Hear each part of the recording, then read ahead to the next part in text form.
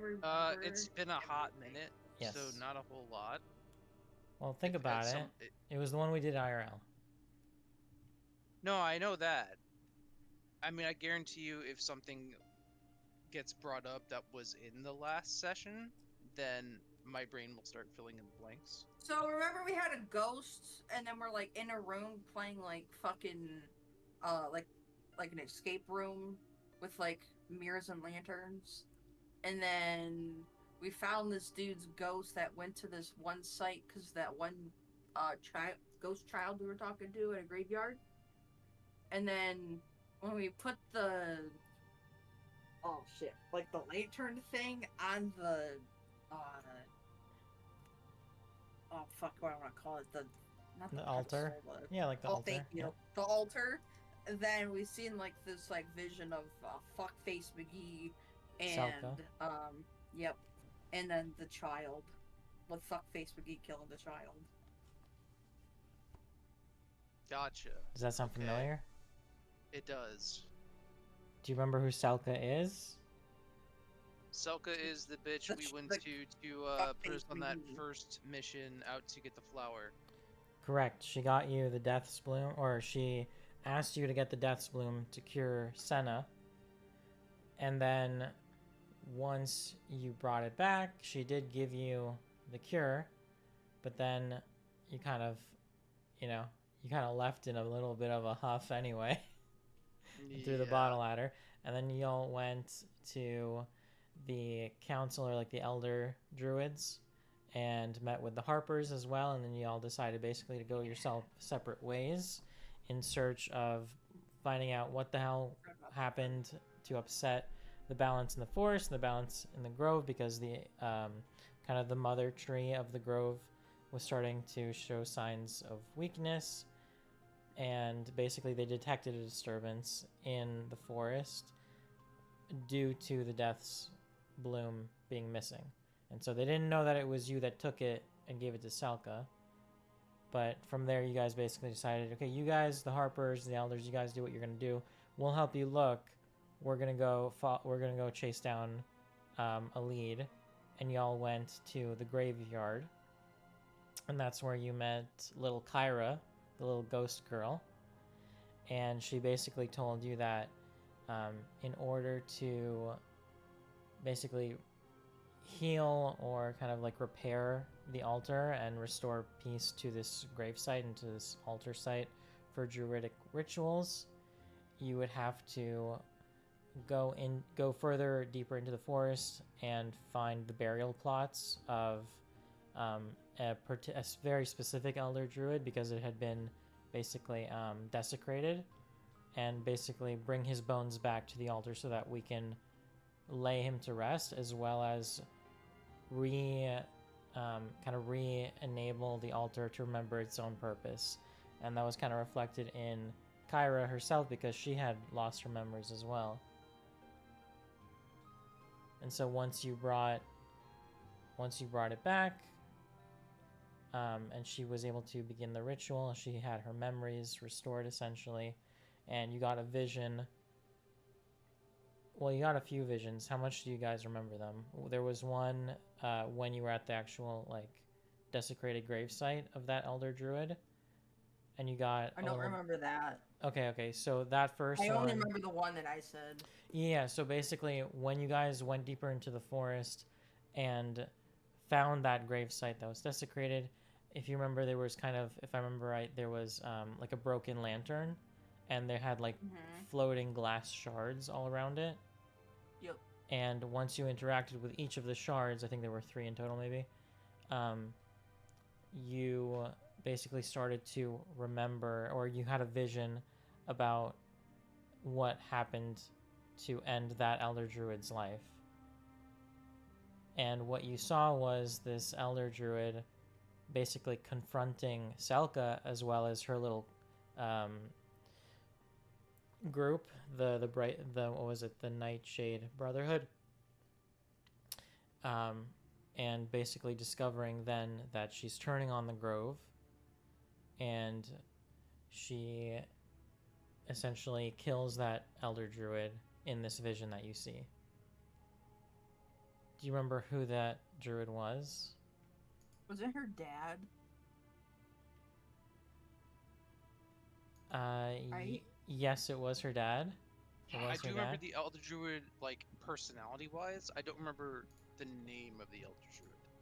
Me neither. I don't have it written down.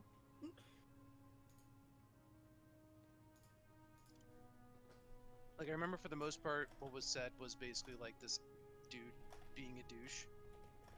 But All I, don't remember had is his name. Dread. Too many fucking D's in a row. Good God. Dread. Hold on. Can't read my whole Dredge. fucking handwriting. Can't read my whole fucking handwriting. Hang on. Can't read your own handwriting. Dead Druid's daughter. She murdered There we him. go. That's all I have. I don't have a name on here.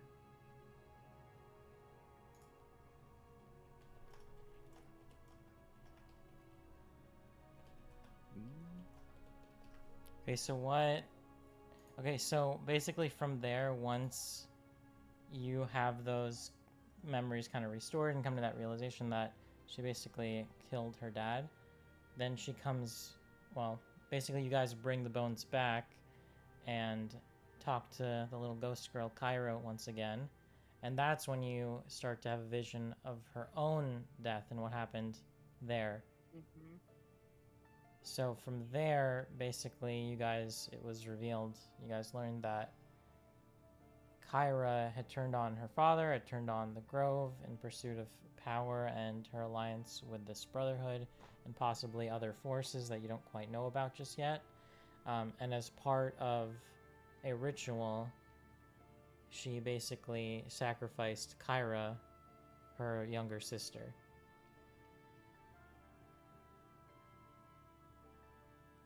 So she killed her father and her. Next chapter of the story begins. Yes, so she killed her father and her younger sister Kyra.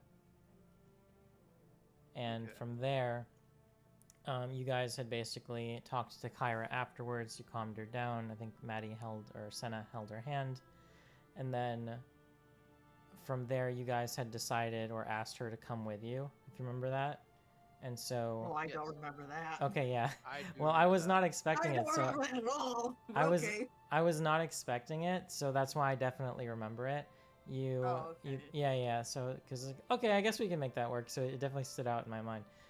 So essentially, you asked her if she can come with you. She said no, because her presence was flickering and becoming much weaker.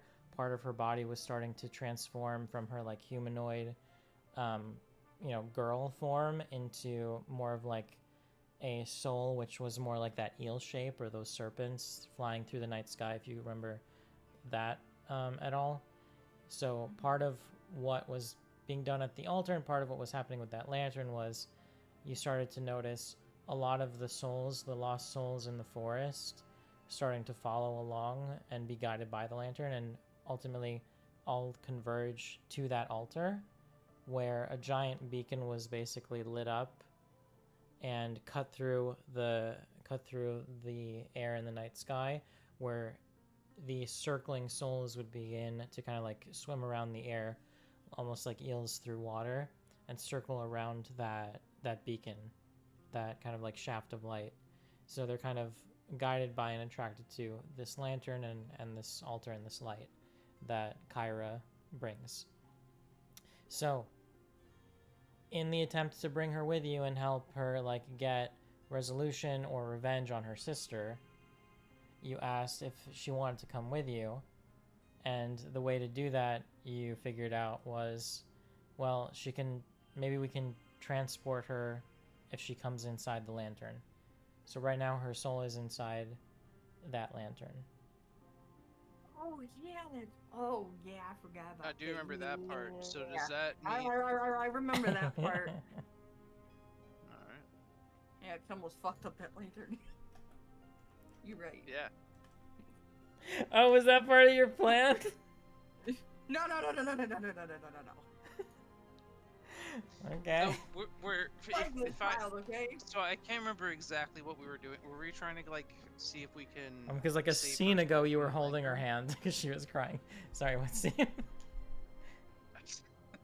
What? Were we trying to get her soul free from the lantern? I can't No, remember what we were Well- trying to do. we're trying to coerce her into it. She didn't want to go, and I was like forcing her.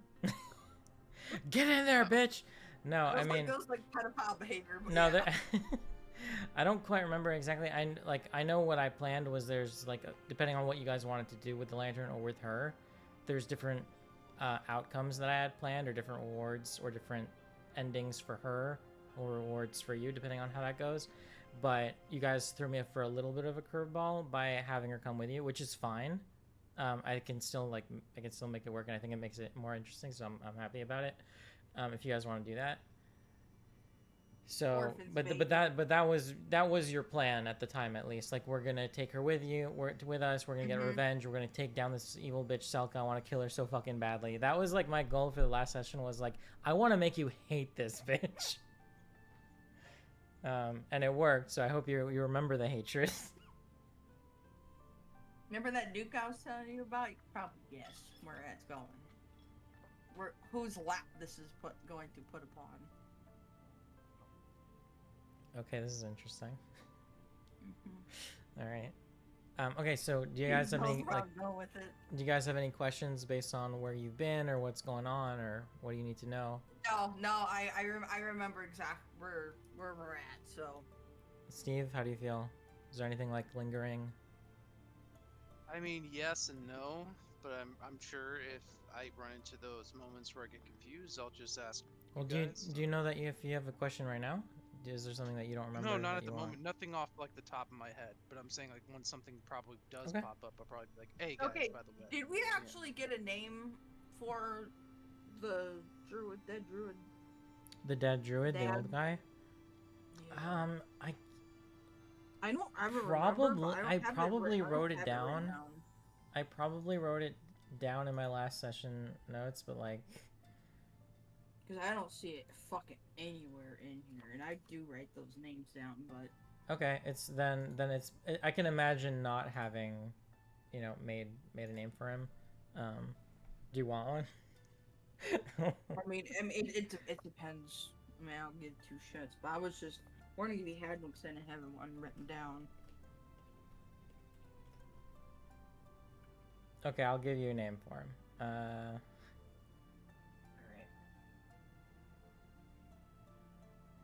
Cedric, got it.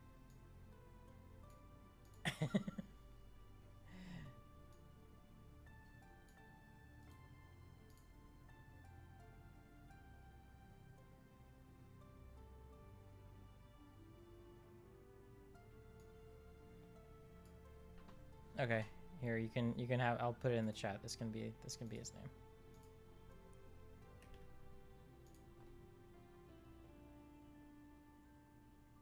Oh wait, this is the wrong fucking chat. Is it Dan backwards? Ah, I'm not gonna name him Nads or Nards or any derivation of said testicles.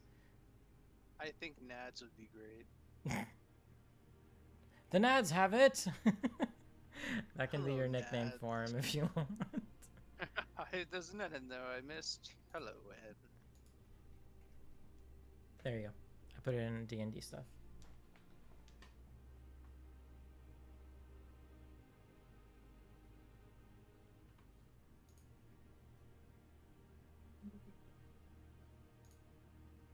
All right, how are we feeling? We ready?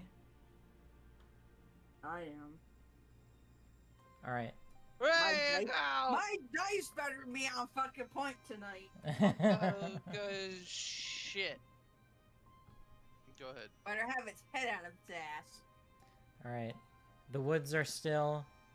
A hush falls over the glade as the altar reestablishes its presence, calming the surrounding spirits, and the whispers of the woods lull to a hush. You hear Kyra's voice emanating from the lantern as it flickers in sync with it. My sister Selka is no fool. She knows her days are numbered. She will strike before you can expose her to the elders. As she starts to say this, the lantern starts to hum in your hands and giving off kind of like a warm and calming heat, and the metal housing of it starts to rattle very, very slightly, almost giving you the sense that it could jump out of your hands in just a moment, or it could fall out of your hands if you didn't hold it tightly enough. Does it feel like it's going to explode? Nothing like that, but it's more like it's upset, like it's unsettled, like it's rattling a little bit as she's becoming more animated. Wait, and whose hand is it in again? I think it's yours. I don't recall. It may. I think because you took it. I remember you guys playing hot potato with it at some point. Yeah, I remember that. I'm not even kidding. I think like towards the end, you guys like threw it at each other, or it was in the air at some point, but I don't remember exactly. Who wants it? One of you can just grab it. I don't care. No, you take it. Who wants it? Sure, I'll take it. Whatever. Okay. So as the housing of the lantern starts to get a little bit more unsettled, her voice starts to shake along with it, and the projection of her physical form emanates very, very faintly from the lantern, so it almost escapes the lantern. Not as if she's trying to leave it, but as if she's trying to see you and let you see her as much as she can, force herself and her power to do that. She appears before you and she raises her hand almost like unconsciously, and she starts rubbing the scar circle around her neck where she was decapitated. She goes on to explain her contempt for this grove, for my father, for me. It made her cruel, but her work isn't done. She starts glancing towards the shadows of the surrounding trees, as if she's almost expecting Selka to seep out from the darkness and catch her again. She looks over her shoulder and back towards the village. She continues, she'll return to the village. I fear that what she brings with her, the Brotherhood, whatever her plans might be, they won't show any mercy. And then she rubs her neck even stronger. Finally, she lands her eyes on Senna, and she says, You were healed by the life's blossom. You can respond if you want. Yes, I was.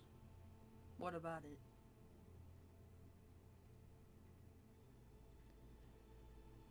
The life's blossom is a flower that serves life and death. In recent years, it's been renamed, manipulated,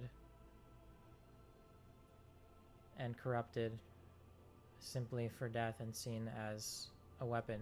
That's why it was hidden away.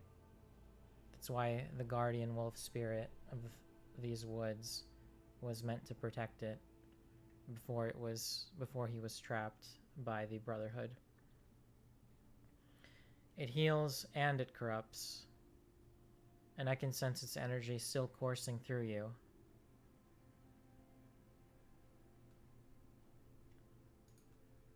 From there, she pauses and her tone gets a little bit more dire. Selka, she does not seek to heal the grove. She seeks to twist the forest power into something unnatural. Now, can I see her, or do I Yeah, you can see a very faint projection as she's been trying to force herself out of the lantern with her remaining strength, so that she can see you and you can see her. She starts to nod quietly and kind of drift off as her form starts to dissipate once more and return to the lantern. Her glow starts to pulse faintly within its cage, basically tying her to it once more.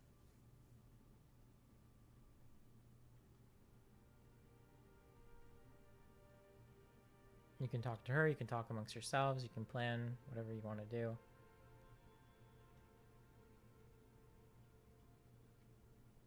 All right, guys. I think I know what must be done. And what is that? To go bring the elders of which they wish. Do you want to say that again, but in actual intelligible language? Let's go get this dirty bastard that the elders want for taking this death blossom. Well, damn, that's all you had to say. Well, I was trying to be heroic about it, but you have to be a bitch. Well, makes sense the first time. Anyway, let's go. And I start walking. Alaris pauses in his tracks. Wait, where?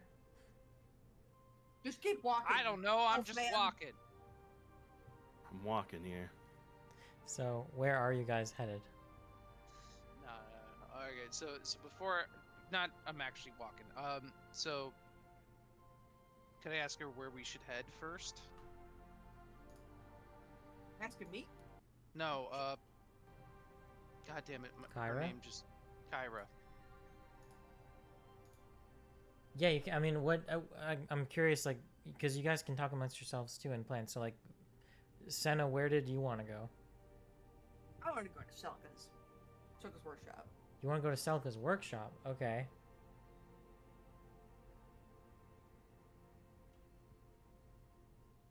Or whatever Does- the fuck that thing is called. I can't does- remember. Yeah, her apothecary, her potion shop, yeah, her yeah. healing, whatever hut. What does Tyr think about that?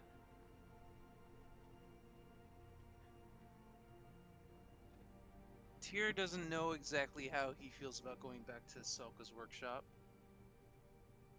I don't know how to say that in my character. You could have just said I the just- word "I" at the Yeah, beginning. but I don't want to. I don't want to make it seem like Tyr is saying. You can have a conversation about know. it. You don't. You can say, fair enough. "I'm not sure. What are your All right. reservations about it? Like, why aren't you sure?" Okay. Fine, then I'll do it in terms of Tyr. I'm unsure we should go back to Selka's because not only are the higher druids in the grove that we were just in unsure about us, but there could be people who are coming after Selka, coming after us now.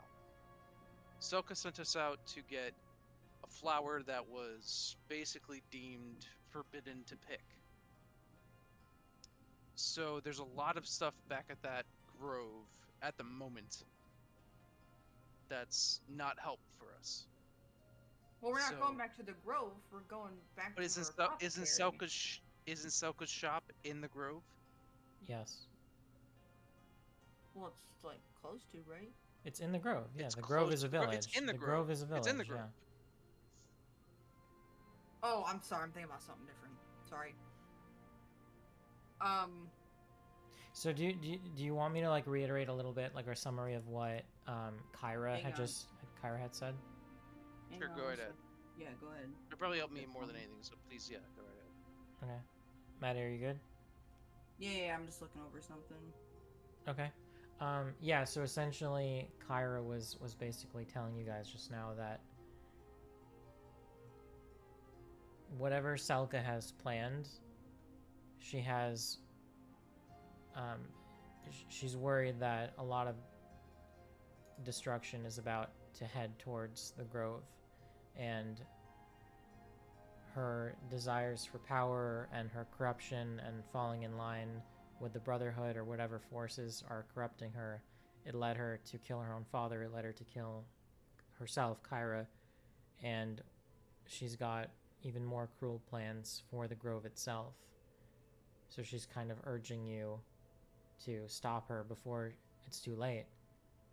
She's basically telling you have to warn you have to warn the elders about who Selka actually is and what she's up to, and that she was the one responsible for all this before Selka can get to the elders.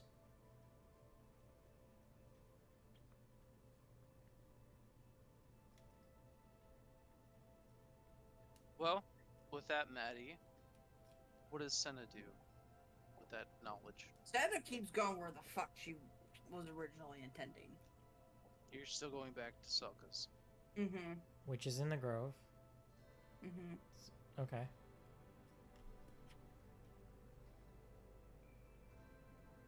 So, all right, let me. I'm gonna look at Alaris and say, what the fuck do you think we should do? I think we should. Is it- Stick your dick in it. I, Broke the fourth wall there. My bad. I think we should hurry back and get to the elders and warn them and expose Salka before she beats us to it. I think she's had a head start already. I think the second that we gave her the Death's Bloom or the Life's Blossom, then she had basically whatever she needed to fuel the next part of her plans. I think we were just a tool for her. I think she Yes, wants to me too. destroy the grove, and she's got resentment towards the elders and the druids in particular. So just to make sure that I got this right, you want us to go back to beat Selka in terms of letting everyone know what's going on Yeah, we with have- Selka. Yeah, exactly.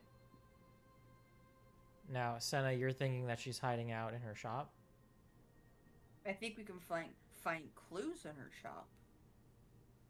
Okay. I think the faster we get there, less time she has to fuck up things or rattle around and clean up loose ends. Okay. I mean, either way, we gotta Fine, hurry then I back to the guess- grove itself. I guess we head back to the Grove. Does sound like it's kind of the place that we need to be. So let's head back to the Grove. All right. To the grove. Grove, tally ho. Okay, so let me see here. Give me a moment, guys. God damn it! I scratched a fucking scab accidentally, and it's just not stop bleeding. You can take a sec. Oh no, we're good. I have a fucking napkin up against it, so Okay. So, as you make your way through the woods once more, and then as you cross the final ridge overlooking the grove, you get kind of a sinking feeling in your stomach. Something just feels off. The familiar rustle and of the trees and the birds and the wildlife in the surrounding area have kind of a more heavy and unnaturally still atmosphere to them.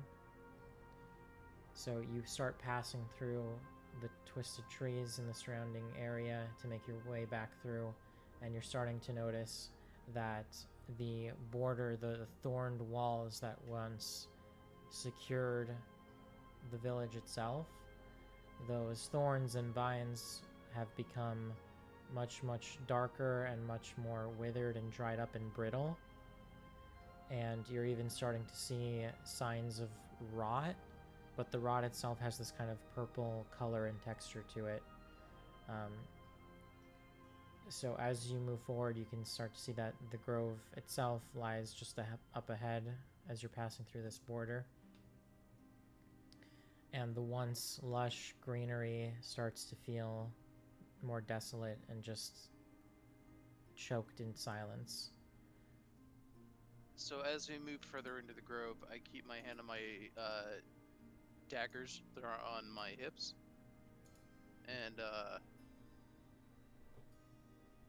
I'm gonna look at Senna and say, "Hey, keep your axe ready. Something doesn't feel right." She just nods her head. Lars clings to his stick. His stick. In between his pants. This is my stick. Both of them. He's got two hands for a reason. It grabs onto his dick. His respective sticks. Let me make His sure with I'm his ready. broom. Unzips pants. As you start taking down the cobbled road, the main road through the village, you see the mother tree just up ahead. You see its once proud and green leaves start to fall and wither. All around the tree are basically essentially dead, dried up foliage. You wonder how it could possibly have happened so quickly, but the tree is looking like it just went through the entire, seasons in one day and one night. So as you look up ahead and move a little bit more forward, just down the main road, you can see it because it's directly in the distance, directly ahead. It's in the center of the village as you take that main road. So you can see the streets are completely desolate, quiet, empty. And in the distance, you see 5 bodies lying motionless in a circle down by the base of the mother tree. You can't from where you're standing now, but you could investigate or just get closer. I'm gonna pick up pace and just start like. Can I do a not fucking like a full-on sprint, but like jogging. Can I do a perception roll? Just kind of take in what the fuck I'm seeing around me. Yeah, definitely. I'm gonna do one too. Yeah, go for it.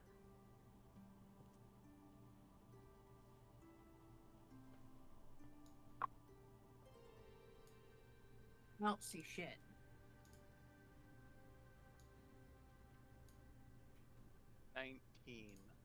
19.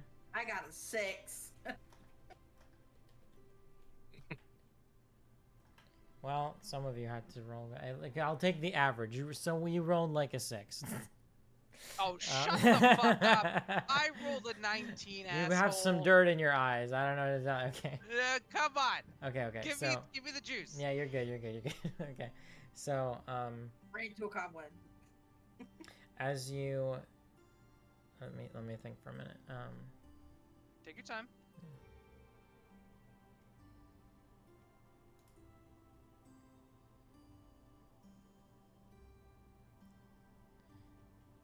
So as you start to get a little bit of a hustle going and get a little bit closer to that mother tree and to those bodies laying down on the ground in that circle, you start to look around, look over your shoulder, look up at the surrounding trees that have always been a staple of this grove, that have naturally intertwined with the homes and huts and villages and kind of stand-up markets. And you're noticing it's not just the mother tree, it's like all the plant life itself is withering and becoming more and more sickly purple. That kind of rot is starting to spread, almost like it's diseased. But you can tell that the further away you are, the less the rot has impacted the trees. So the closer and closer you get to that mother tree, the worse the rot is, and the worse the sickness is. And so you're even starting to smell this kind of like bitter, I don't know, like this bitter herb or bitter sweetness kind of scent in the air. It smells like a little bit like death, but also just like damp, decaying earth. So can we see where the rot is stemming from? The main section of the rot. That's starting to sound like Elden Ring. So, well, do you want to like investigate a specific tree, or like where do you want to? No, are you looking at? From the mother tree. You said like there's a bunch of rot off of the mother tree. Can we see where the main rot is coming from, or yeah? So you're not up to it just yet. Like you're making your way there. Oh, I thought we could see it from where we were. You can see it from where you are, but I'm not saying you can see like the. Well, okay, I guess I can just tell you a little bit more. Like you're noticing the same pattern, I guess, along the surrounding greenery, leading up to the tree, leading up to the mother tree itself as well. So the same pattern. It starts from the roots and runs up the trunk, and gradually becomes thinner and weaker the higher and higher up it climbs to the tree. So you get the sense that the rot it's coming from the earth below. And as you get closer and closer to the mother tree, it's a little dark and a little bit far away, but you're noticing basically the same trend where the base of the tree and the roots are the worst affected. Are we seeing anyone around us on the streets, in the house, anything? No, it's totally quiet. It's totally still. I'm gonna yell out. Hello? Can anyone hear us? Can anyone see us? If you can hear me, come to my voice. As you say that, you catch yeah, you catch a glimpse of a moving shadow that just briefly pulled back behind one of the market stands. Like right next to us? Yeah, let's say if you're down the main road, one of the offshoots of the main road to your right is, let's say, the market. So it's basically kind of like an alley or a series of different like stand-up pop-up shops. Was this enough and to... Oh, sorry, so You're good. was the movement enough to have us see the movement? Like, or hear it or you caught a anything? glimpse from your periphery. You couldn't see what it was, but you did see movement. So in your peripheral vision, you couldn't see the overall shape of it or the color, but you basically were able to detect movement. So once you do, you essentially turn Okay. to it to notice it. So I'm going to call out in the direction of the movement that I saw and say, if there's anyone there and you need help, please come out. We are not here to hurt you. We are trying to figure out what happened. Once you say that, you look towards the source of the movement over at a couple of the stand-up shops, and creeping ever so slowly and etching its way across the ground is this long, almost unnaturally pitch black shadow. Only there's nothing that's casting the shadow. It's just slowly outreaching towards you, ebbing towards you, and then pulling back. And as it pulls Oh, back... nice job, asshole. Look what you did. You want to stop talking shit and actually do something? What the fuck is that? Swing your fucking axe. At what, motherfucker? It's a shadow. Anything and everything around the shadow.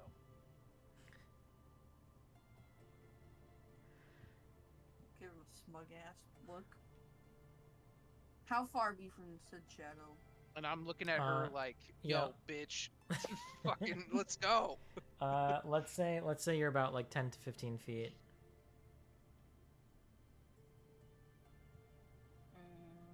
You're still on the main road, and this is like an offshoot.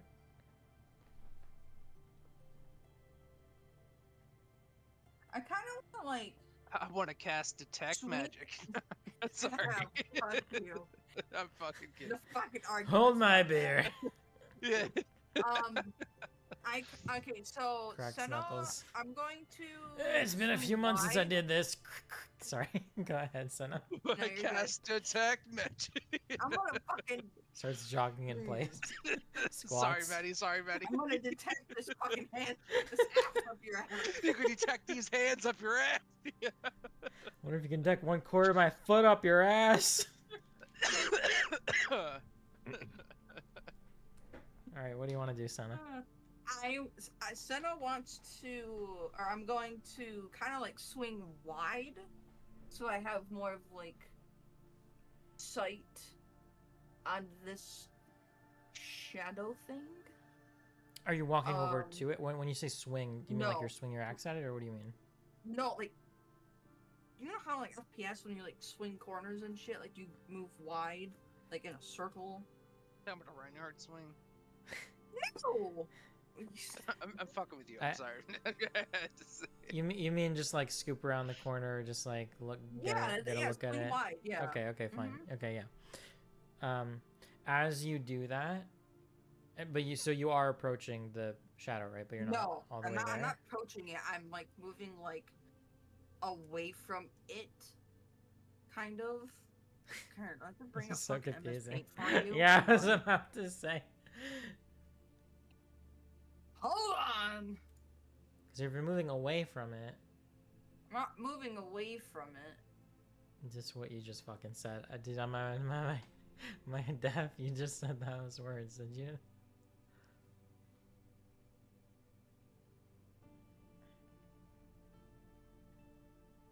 Okay. So, us, Mm-hmm. right? Right. Us. Yeah.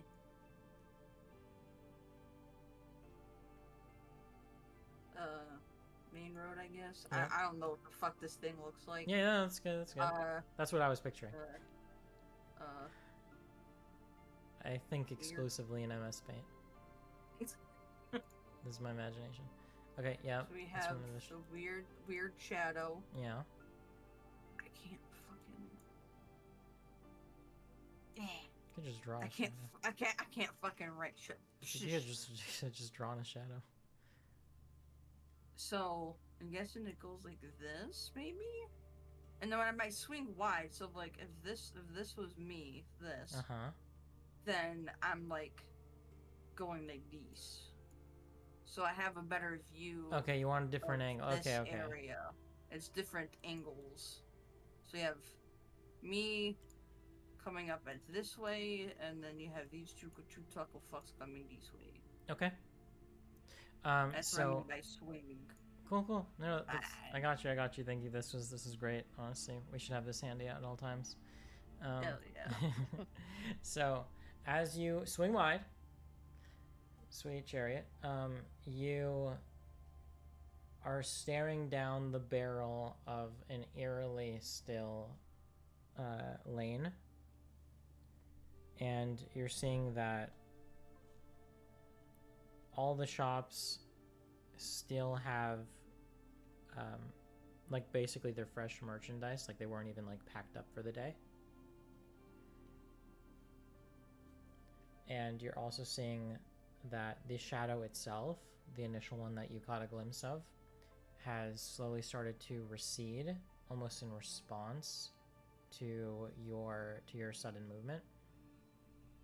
And it's back basically, instead of being outstretched back towards you and towards the main road's light and towards your lantern's light, it's starting to kind of retract back into the darkness of that alley, of that lane. And you're also catching a glimpse of the series of shops down the market and kind of where they themselves, that lane branches off to. You're seeing now in the distance, further down, a series of homes, basically. Okay, I whip out a torch and I fucking run towards it. The shadow itself, where it Yep. was. Okay. Mm-hmm. Okay, so you So it start. has no place to hide. Okay. There's no darkness. Do you have a torch on you? Yep, I have like 10 of them. Okay. Okay. So you. I have 18 torches. You I have pick 9 of them. which I have one. 9 of them. Jesus. Okay, I didn't do that in your fucking inventory. Maybe I didn't. I don't remember. Okay, so as you start, you kind of light up your torch and you start sprinting towards where that shadow was. But then once you actually get there, there's no indication that there was ever a particularly, lively shadow. The surrounding night sky just reacts the way that it typically would. And there's no trace left.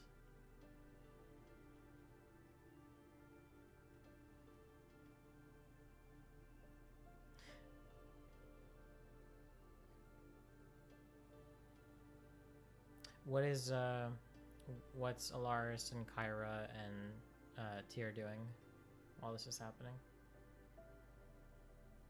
Well, Alaris, I have no idea. Tyra, I have no idea. Well, she's in your hand, right? Well, I guess technically, so she's still technically in my hand. I'm kind of trying to see what happens when, Senna does whatever she's doing. Specifically, like I'm trying to actually like figure out what's causing what we're seeing to happen. So the reason I even told Senna to start whacking is just to clear area. Okay. So, is there anything you want to do to, like, do you want to try and provoke the shadows some more? Do you want to try and chase up with Senna to see what happened or what's going No, on, or is there anything else? the reason, no, well, that was the main reason I told Senna to start whacking was because of the shadow. I don't know what the shadow is. The shadow seems malicious from the way you described it. That's what Tyr's thinking. Okay. So I'm kind of seeing, like, once Senna's done starting to swing that axe, hopefully she fucking does, then we'll figure out what the reaction of the shadow will be. If the shadow keeps walking, then we have a bigger problem. Okay. Senna, what's your reaction to that shadow basically receding?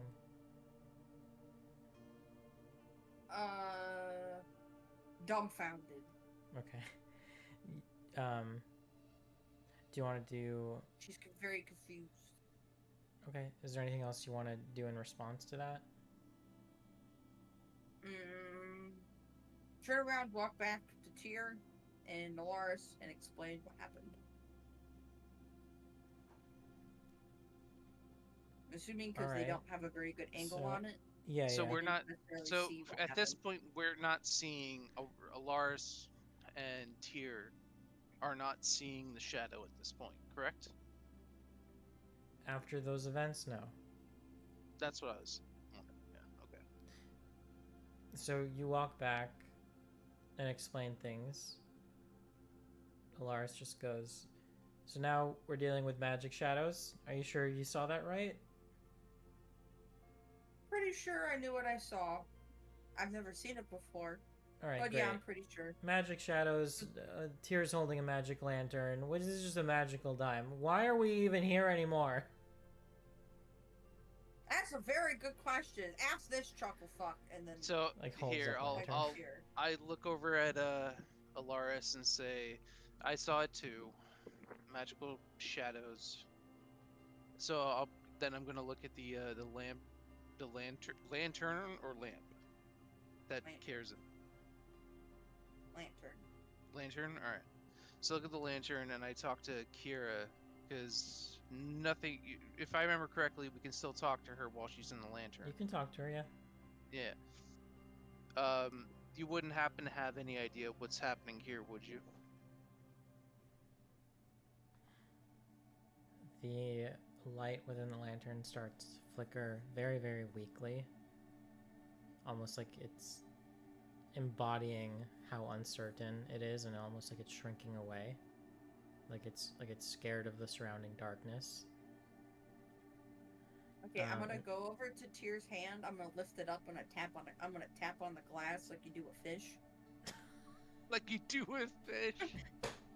Maddie, you liked this girl. You had a moment. Yeah, I know, but like I want information. Excuse me. Excuse me. So excuse me. Excuse me, guys. Excuse me. Do you know what's going on here? Excuse me. Excuse me, Kyra. Who made Shadow? Okay, so you start to tap on the glass. I'll yank the lantern away from Senna tapping on the glass. Like, she's not a fish. literally look at her and say, like, she's not a fucking fish. Like, calm down. Like, he's right, I'm not a fish. Now, do you have any idea what might be happening here around here? If not, we'll figure it out, but we also would love your input. That's me talking to Kyra. No, I know, I'm just thinking. When we were back in the forest and my lantern was lit and the altar was fixed, the beacon lit up, the surrounding darkness went away, the souls came to us, and the whispers of the Whispering Woods were no longer heard.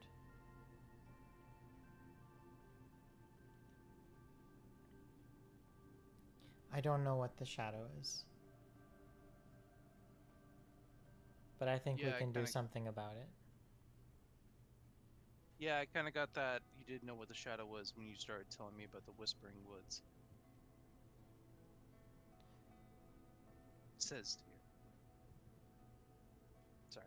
You don't understand. I'm making a point. I think we have the power to chase away the shadows. I think you're holding it. And I think I'm holding it. Do I see the shadow anywhere around me, creeping in?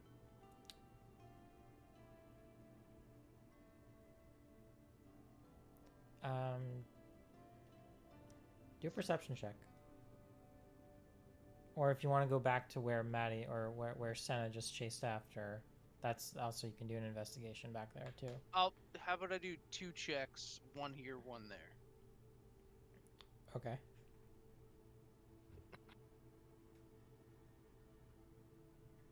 Well, we'll say here is 7, because that's what I rolled, and there is 15. Okay. So with a 7 here, you don't see anything in terms of that shadow once again, but you do start to feel kind of a chill kind of whisper across your chest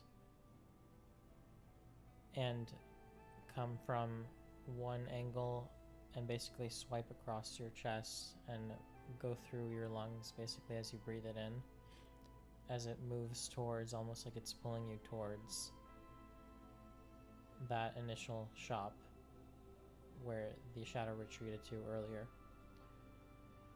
So once you're there and you get a closer look, you don't see the shadow beneath your feet, but with Kyra in your hand, you're able to kind of sweep the area.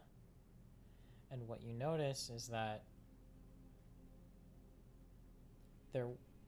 there is a section of this lane that branches off into the housing. And as you're kind of sweeping the lantern across your chest and across the area, you notice that some parts of the darkness respond differently to the light being shined upon them than other parts.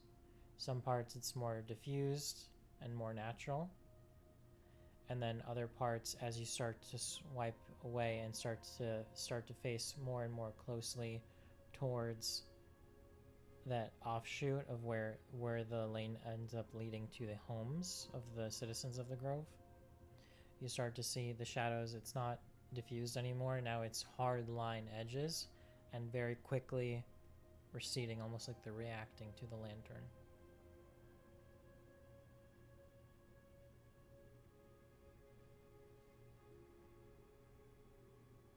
So I'm gonna look at the lantern at Kyra and say, "You were right. You were absolutely right. Is there any way we can boost this power? Do you have any idea?" Got any wood? That was a joke. She's a funny little girl. Santa, we need wood. I Middle Earth. got 9 fucking torches. No. I think she basically says, I can make the darkness disappear. Yeah. It So- worked perfectly. You were right. So with that, the flame, the flame starts to glow a little bit more vibrantly. Less like it was timid and shying away and shrinking away from the surrounding darkness, but now like it's a little bit more hopeful, and so it's a little bit more vibrant. and in doing so, more of the surrounding area gets lit up. And what you notice especially is that the specific offshoot towards those homes, once again, there's a hard line shadow, like something would be casting it, like something very solid would be casting it. And as it gets brighter, the lantern gets brighter, those hard-edged shadows shrink away very, very quickly, and even further than they did the first time. Like they're running away, and so that gives you the impression or the perception that those shadows that you were chasing are receding back into where these homes are. Before that shadow goes away, I want to throw a dagger at it. One of the daggers. Okay, can you do a dex check, because that would be pretty quick. Yeah, 100%. And you're doing this with one hand too, so disadvantage. Oh, I know. All right, so what's my disadvantage? Roll twice and take the lower roll. Roll twice, take lower roll. Gotcha. Dex.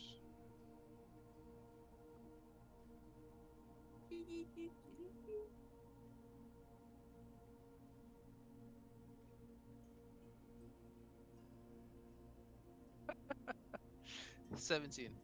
Oh shit. Okay, then I have roll high again. dex. Higher than a 10. No, I did. The first one was the 19. Okay. I have a high dex.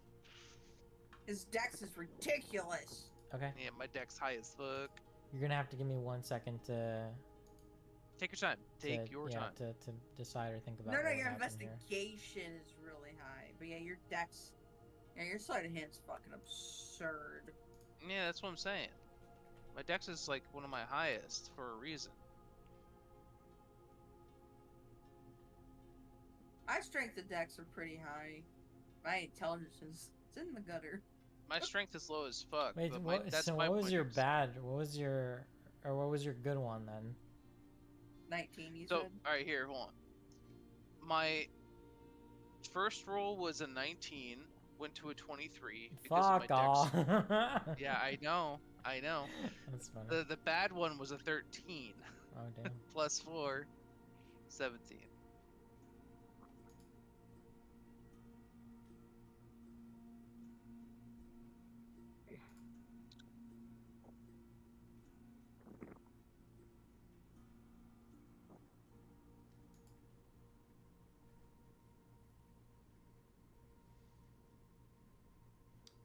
Does that dagger have any like special properties, or which dagger No, did you it's throw? just a normal ass dagger. Okay. I just wanted to see if it would hit anything. That was the intention. I gotcha.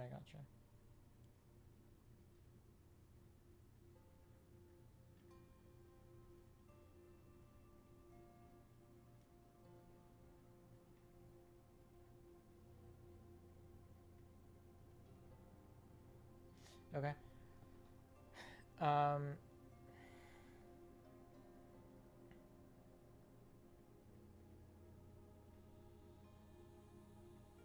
Okay. As you toss the dagger and it kind of whooshes through the dark air, you almost immediately lose track of where the dagger actually landed, because it became so dark once it buried itself in the earth. But you did hear the distant sound of it basically digging into the dirt. And so do you want to get a little closer or investigate, or what do you want to do from there? I'm with him, by the way. I don't know if I said Okay. that. So I still have my torch on Okay. me. Because it was a good distance away. I hold the lantern up in front of me towards the direction I threw the dagger, and I walk towards the dagger. Okay.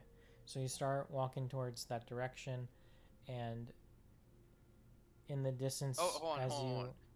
But before I get to that point, let me add this, just because this is what I wanted to do. Okay, Kyra, And as I'm holding, as what? I Detect said magic. detect magic. Yeah, yeah. I want to detect magic. No, as I hold Kyra in front of me in the lantern, I say, Kyra, if you could see something I can't, let me know. Okay. So as you do that and you start to outstretch your hand and lift up the lantern in front of you and sweep across to find that exact location, um, she basically starts the lantern starts to hum, and she starts to give it a little bit more juice and a little bit more confidence, and it starts to brighten itself up even a little bit more. And because she does this, you can start to see the reflection of the blade from the lantern's light, so a little like glint, a little glisten coming off the blade itself From my dagger. from the dagger that landed out in front of you. Yep. Gotcha. Just making sure we're talking about Yep. the same blade.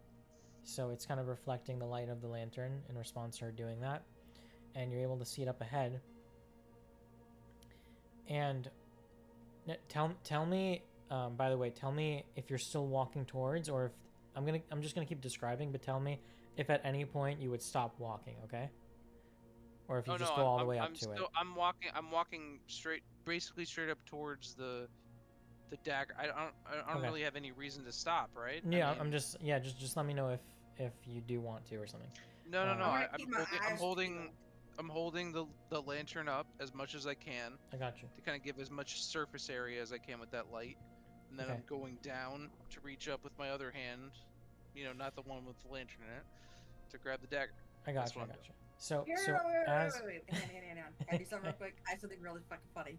Okay, so I'm gonna take Tyr and I'm gonna take his shoulder and then whisper like stop, and then I want to take the lantern out of his hand, put it on the end of my axe, and then like hold my axe out. I'm Like, just imagining and, the like, three of you now cowering behind this little girl in a cage. So that's wait. Outstretched. what I'm imagining. She wants to put some distance basically between. I know exactly what she's doing. If you're already right behind me, why would that matter? What do you mean? To give even Oh, more God. distance. What do you I'm mean? giving God no. damn. I'm giving No, the I lantern. know what she's trying to do. God damn it. That's not. That's not what. All right. No. That's fine. So, You didn't want me are to you? do that. That's it. Fuck that. No. We're doing it. So, are you on your I have my axe? eyes Correct. peeled. I have my eyes Okay. peeled out too. Yes.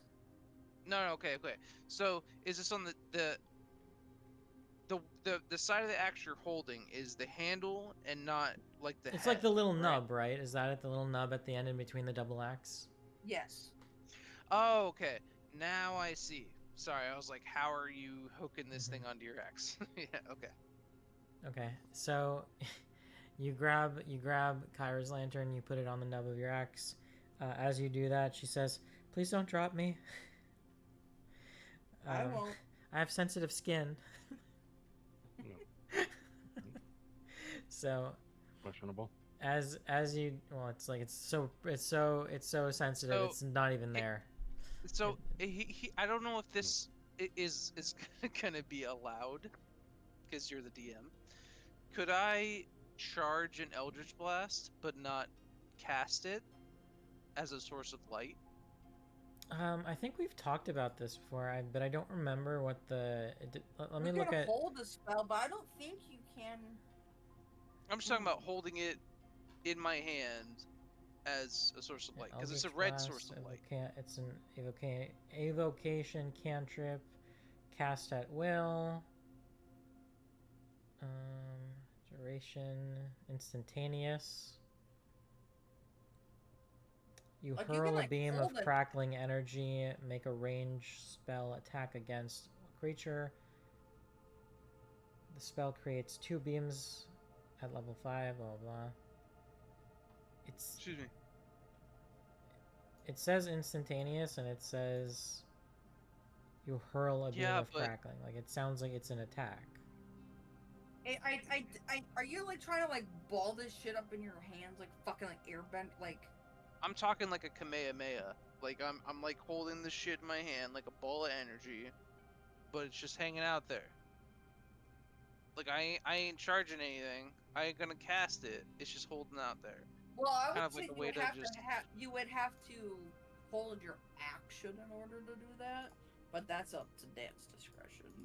So I I've can. never heard anything All right. like So that when it Dan, comes to Eldritch I'm. Blast. I know. That's fair. That's why I was asking just in case. So if I hold that spell, can that be my first action? Not moving, not anything. My first action in a fight, if we get into one, is cast that. Well, you're holding your action, so then you can cast it. I would say so. No, but I mean, I'm just saying that would be me holding my action. Is the spell going on? Um.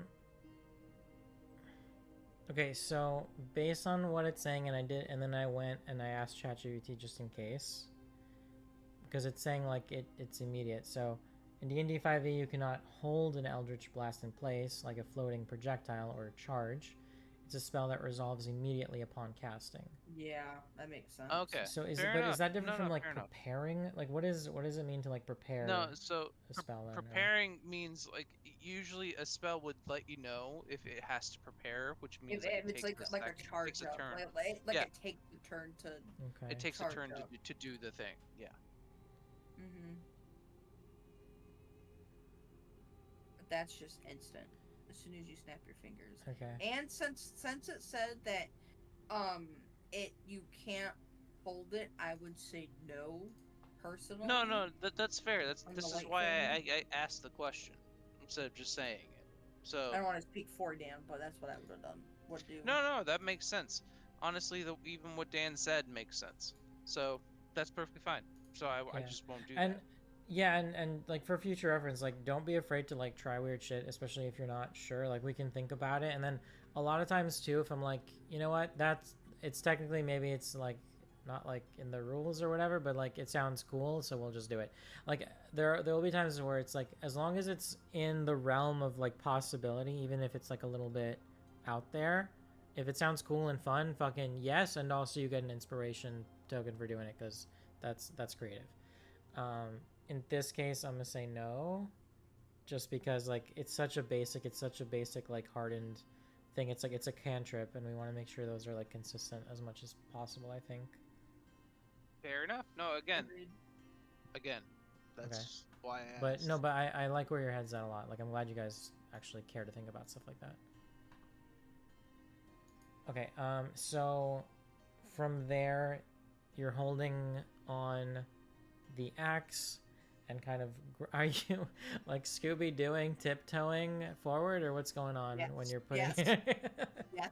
That first one. Okay.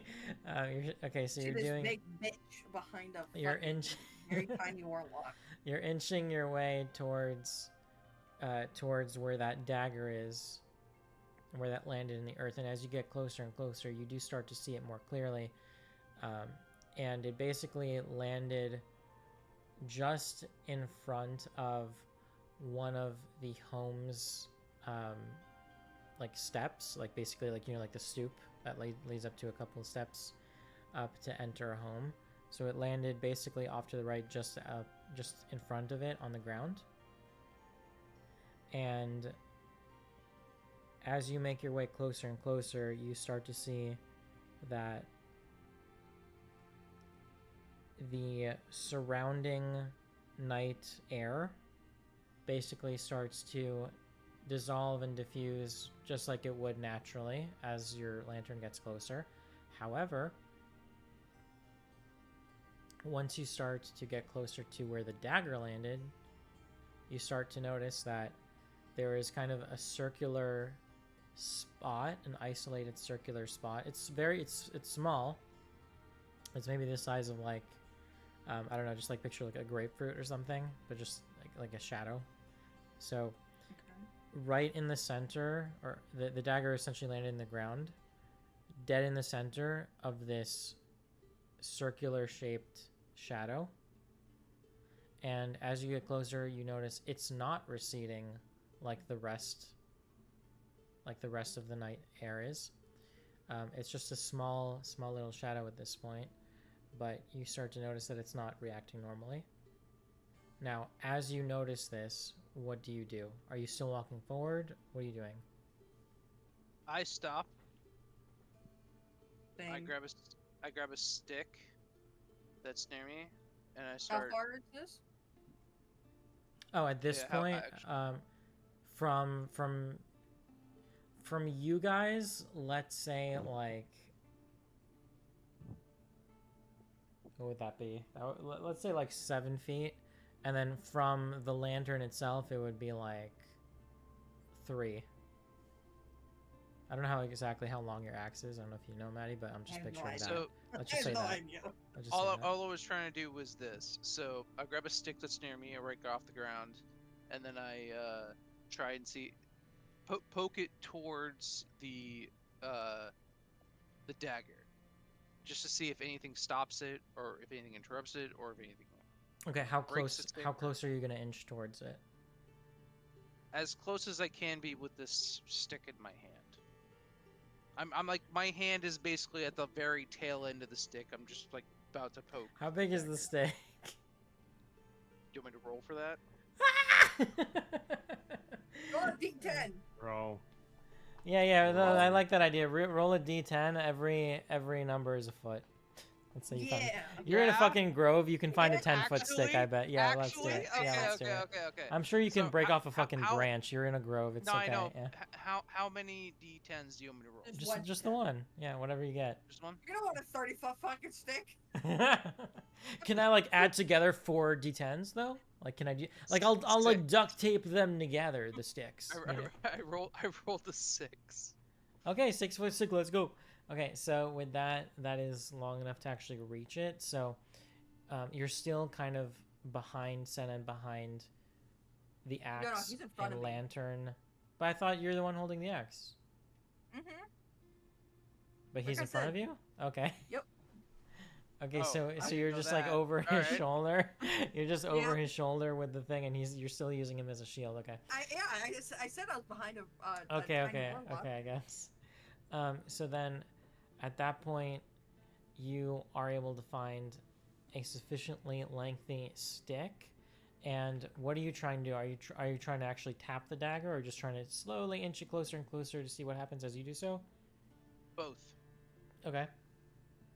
So as you do so, you're not noticing, like, the stick is getting closer and closer to the dagger and to that shadow that it seems to have like pinned in place almost.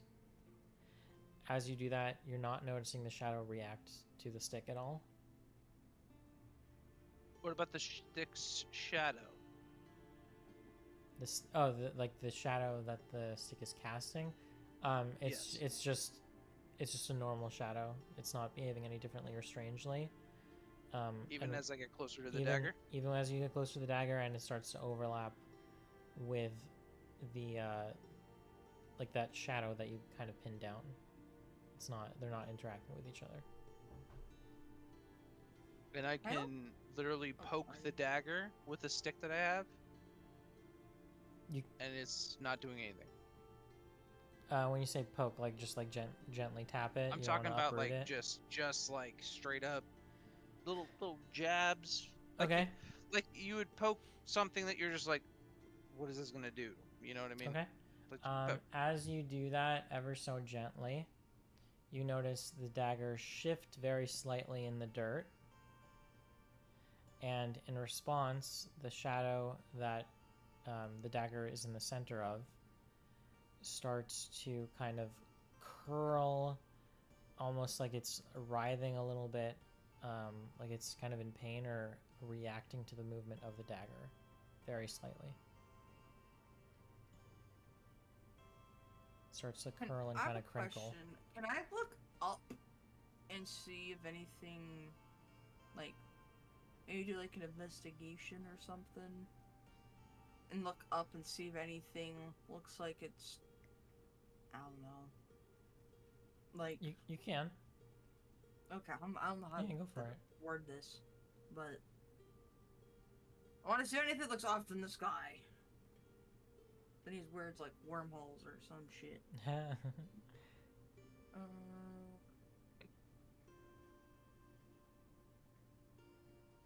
There's just a wormhole right above you that's depositing 6-foot-long sticks exclusively. Just stop shitting the sticks. That's not bad. 21 or 19. You guys are rolling good tonight. What the fuck? Okay, so with your Well, we've already, been holding these rolls in, Dan. I Just gonna suppose let so. you know. Yeah. Like a fart. Yeah. So, but like the good kind. Okay. So. Yeah, natural gas, baby. Speaking of fucking ozones, okay, so, you,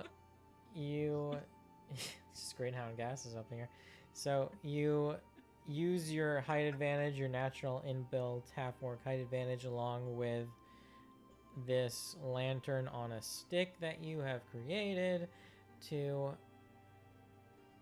look up into the sky and see the surrounding kind of canopying treetops and large branches that typically kind of envelop and protect the grove like a dome. And you start to see that the branches and outstretched kind of fingers of the canopies have become themselves not completely withered and brittle, but they've lost a great deal of their kind of like their mass of leaves and greenery. And they've become kind of more and more sickly and a little bit more twisted looking. And so it looks a little bit more ominous and creepy and less healthy, but you're not seeing anything that would be casting that shadow that the blade is stuck inside. If that's what you're curious about. Yeah. Yep. All right, and then I I'm gonna start move- poking the dagger harder with my stick. Okay. As you And do I'm talking about. Can I bring? I want to bring the lantern back down. Yes. And then see if the shadow looks any different or has moved. Okay. Because I last remember you thing on saying it. that it's sort of like curled, Mhm. the dirt curled. So I'm gonna poke it harder and Okay. see what happens. So as you do that, the shadow almost reacts to that poking once again, almost like it's in pain, like it's kind of like just kind of like wrinkling and crinkling around the edge of the blade where its center touches the blade itself, almost like it's just trying to get away from it. And as you're doing that, you notice the very slight reactions to your poking, but then as you're doing that, you notice that Senna is now bringing down the lantern above it closer and closer, and you start to see that the shadow itself is not just kind of crinkling in pain or reacting or trying to get away from the dagger. It's now starting to more aggressively and in a lot more frequent points start to blister and bubble and curl up and kind of shrink in on itself, like it's almost like it's being boiled or burned by the lantern getting closer by it. So I'm gonna right as we start seeing that happen, I'm gonna ask Kyra. Kyra, is there anything you can make of this to help us here? Because this is wild. I fear the shadow is a dark presence. It's tied to magical forces I don't quite understand. But this was just a remnant of what likely escaped. Your dagger may have pierced through the shadow and kept a piece of it, but this was just a piece. Do you think I'd be safe to grab my dagger? With me at your side, I believe it would dissolve the closer I get.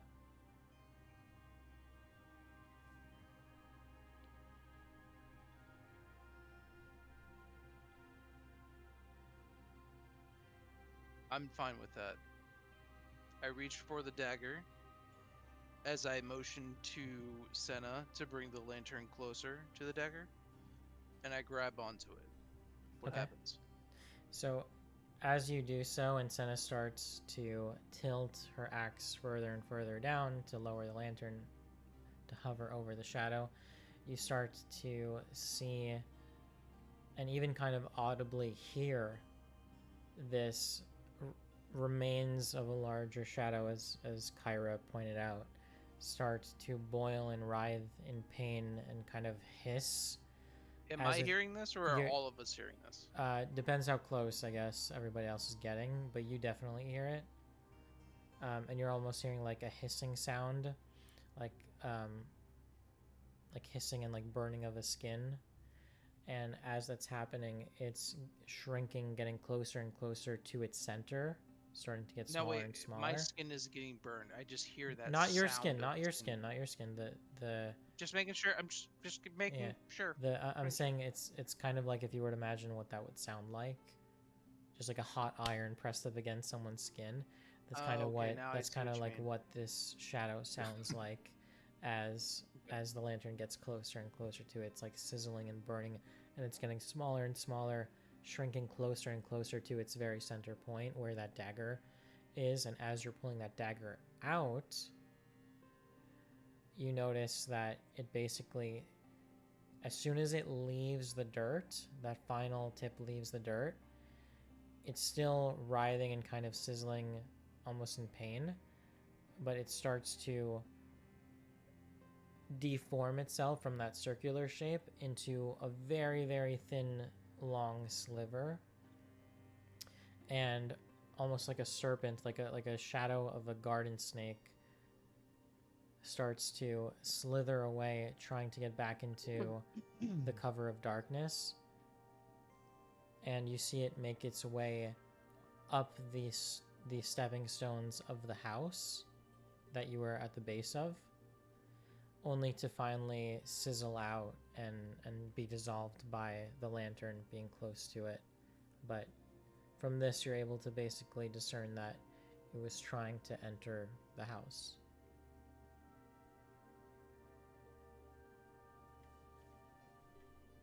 Senna, what are you thinking?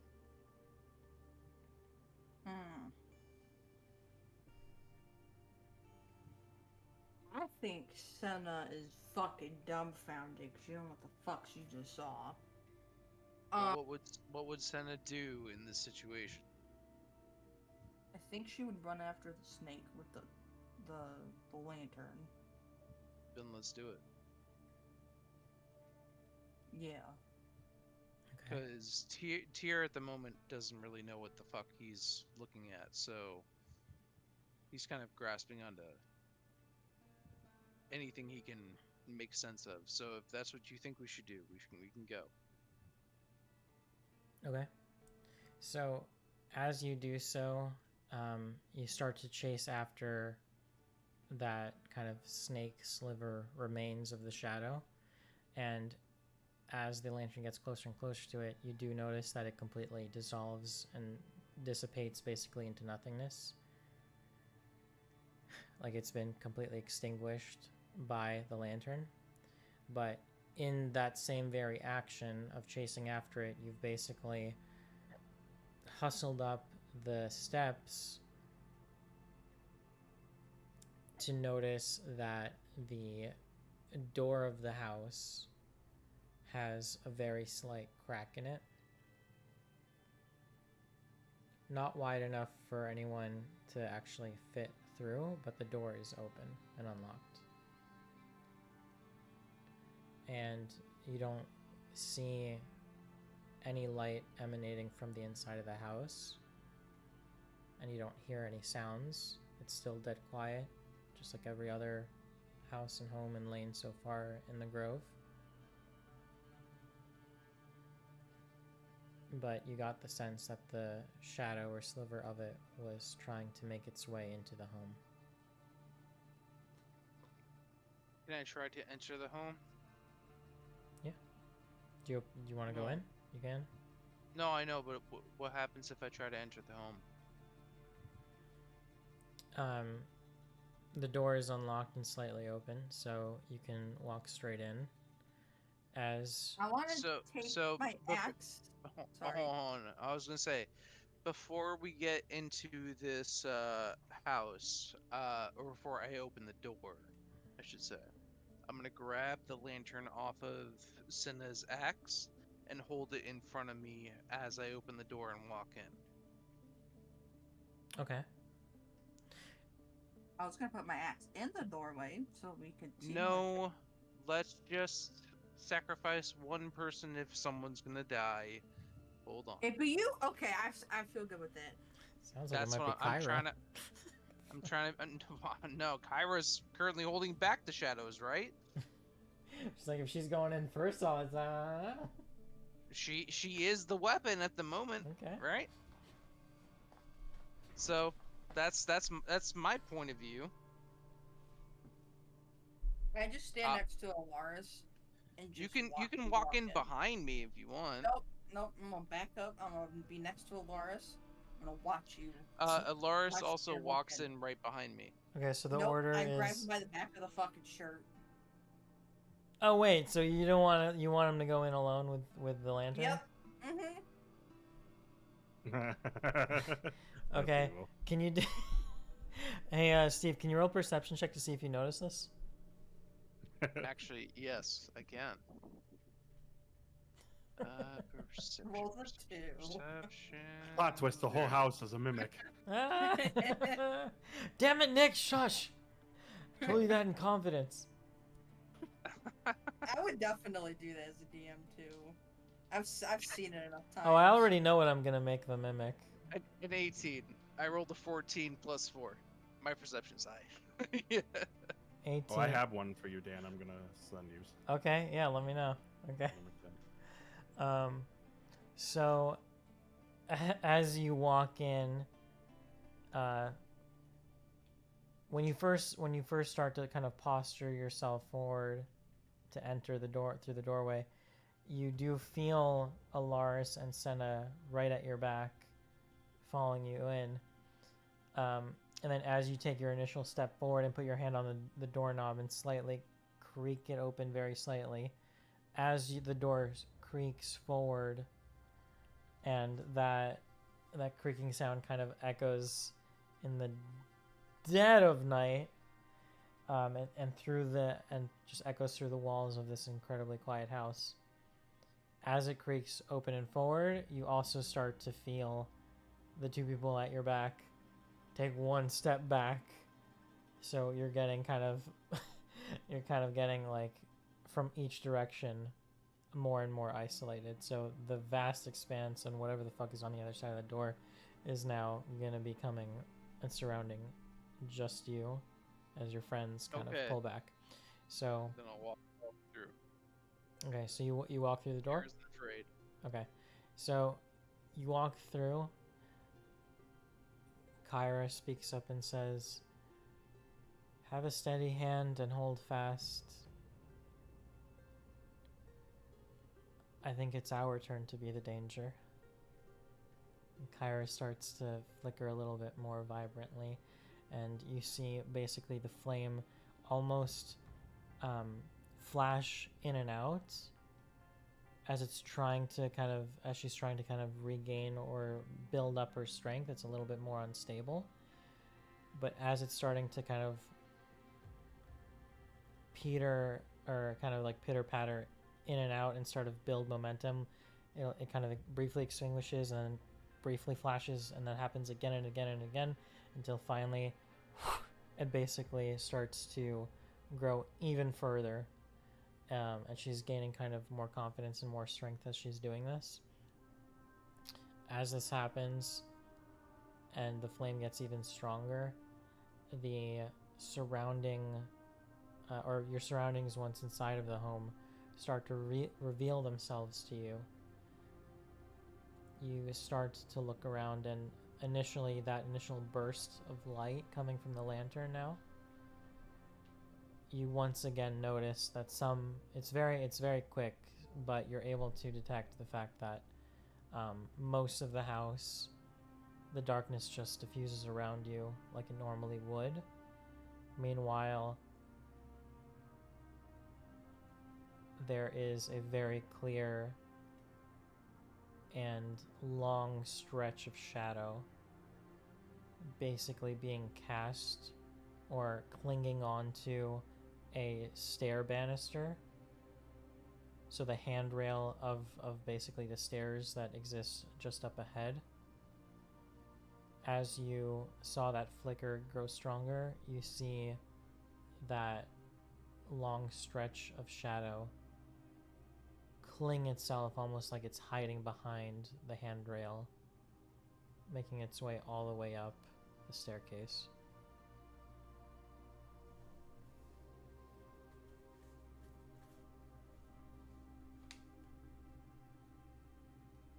So wait. At this point, I'm at the bottom of the staircase, correct? You're in the first floor of the house. Okay. And you see the staircase kind of like in the distance. And there's a shadow clinging to The handrail. the handrail of the staircase. Yeah, almost like it's hiding behind it on the other side to where it's hiding on my behind. floor, or like the little connector between my floor and the floor above me. You know what I mean? Not really. It's imagine you're on the first floor of the house, and So, the sorry. and there's basically a staircase going to the second floor. So naturally, because it's dark inside, the handrail that goes up the stairs, that follows along up the stairs, will cast a shadow, but you're noticing an unnatural shadow as well, basically hiding behind the handrail to get away from the lantern's light. And in doing so, it looks like it's kind of hiding behind and kind of scurrying up the staircase using the handrail as cover. So that was my bad. I actually thought in my mind, the staircase actually had a bend in it. I got you. Yeah, that's what I meant by connector. That's my bad. That's also CS:GO. I've been playing a lot of CS2 recently, so connector is a call. So that's my bad. I literally just said connector for stairs. Okay. So we see a shadow on the stairs in front of us. Senna, anything you want to do here? Help out? Hey, Tyr, how's it going in there? Not what I was asking. It's great out here. Why don't you come in here and contribute? I'm contributing outside of the door. Hey, Alaris. Saded? Can you come in here real quick? Why? What's going on? I just need a second opinion. And I just take the I'm back not of his that shirt kind and of I druid. tugging it. Wait, what'd you say, Senna? I am taking the back of Alaris's like shirt or whatever, and I'm like kind of like pulling it back so he doesn't go, like giving him So, like the. Once they both say whatever they say, I start walking towards the staircase where I see the shadow hanging on by whatever. I'm sorry, damn. I'm just kind of like, all right, fine. I guess no one wants to come with me and experience this, so I guess I'll walk forward with the lantern. If you need help, yell. How about you just come with me, you fucking bitch? I'm good, thank you. Coward. Nah. 300 pounds of coward. 420 pounds of coward. You forgot her dick weight. It's a common mistake. Oh, sorry. 562 pounds of coward. Meanwhile, Kyra is just in the fucking lantern. Guys, I really would you think we come have suck other my things to coward? do. Guys, it's getting kind of creepy. Guys, up is this here. really productive? Yeah. I'm going to die in this cage.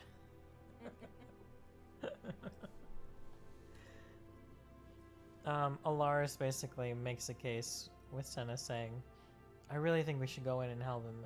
I think the lantern has us covered, but we Meanwhile, should I have him walk covered, forward. you know? Mm. Fine. I'm getting so far I'm not closer to the metagaming, by the staircase way. I'm not that metagaming. they I'm can't just. they Yeah, I can't know. even see the light. Yeah, if you that's don't want to coming go off in, we the don't go in. lantern. I don't give a shit. I'm not No, telling that's you to go fine. in. No, I'm Okay. not going No, either.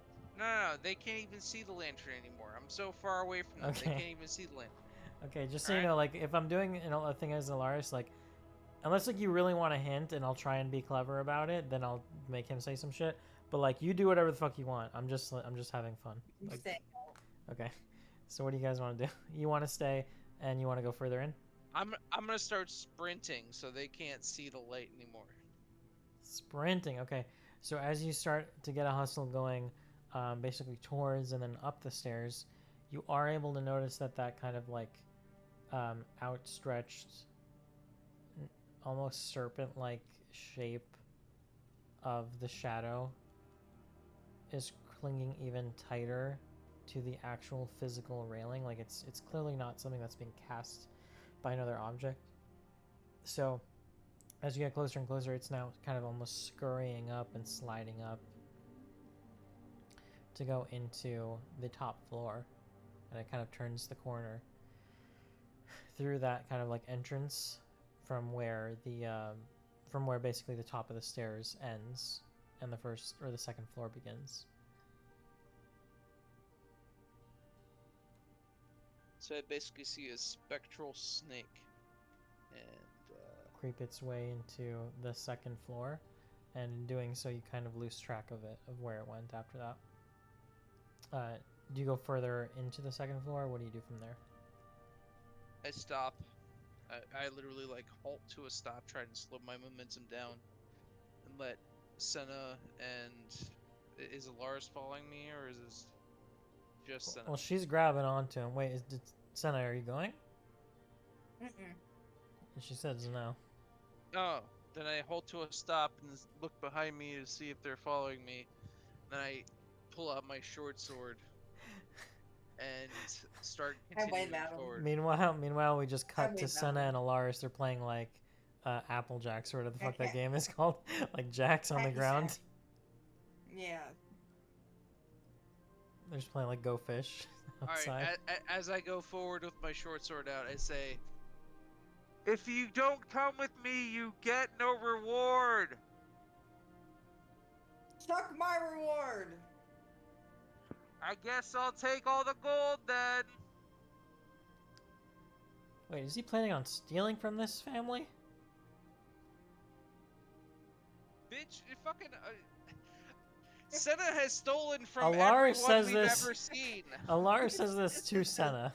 Don't you Yeah. Oh, mind sorry. it? Figure. I thought you were saying this No, about no, what was happening. My bad. Well, hey, what did he say? If What did if Alaris say? if Tyr is planning on stealing from this house, I mean, I'm not against it. I'll just steal it from him. He's doing my bitch work for me. you're all terrible, terrible I- people. I yell back, "I heard that! I'll I kill hope you do! I'll kill you!" I hate you all. I'd go anywhere else if I The fact could. that you think you can is astonishing. Listen, you green bitch. I need help, but you're not helping. I don't want to help. I'm just imagining you like sticking your head out of the second floor window now and seeing her on the stoops of the house.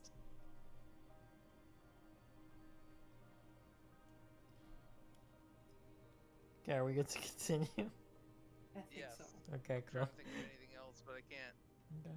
Anyway, so As I continue you forward.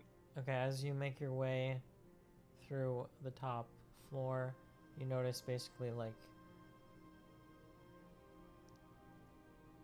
kind of the initial entrance, like that kind of archway to lead you forward basically, and you start to see a couple of different rooms. So as you walk a little bit more forward through that kind of threshold, you start to see a few feet out in front of you, directly ahead, basically facing the stairs, is one doorway into a bedroom. and off to your left is a hallway with a couple more doors down that hall. So, explain to me one more time. Sorry. You go up the stairs, and from where you're standing, you can basically see one bedroom. You feel like it's like the master bedroom, and then on your left-hand side, instead of straight ahead where that room is, on the left-hand side, you see kind of a branching hallway with a couple more doors down that way. I slowly start to move down the hallway towards the first bedroom or first doorway that I can see. Okay. As you make your way through the hall, you notice still no one has noticed your shouting. No one's noticed your presence or the noise that you're making or even the light that you're bringing in. It might as well be an empty house so far as you can tell. You make your way and finally you arrive at the first of the two doors in this hall.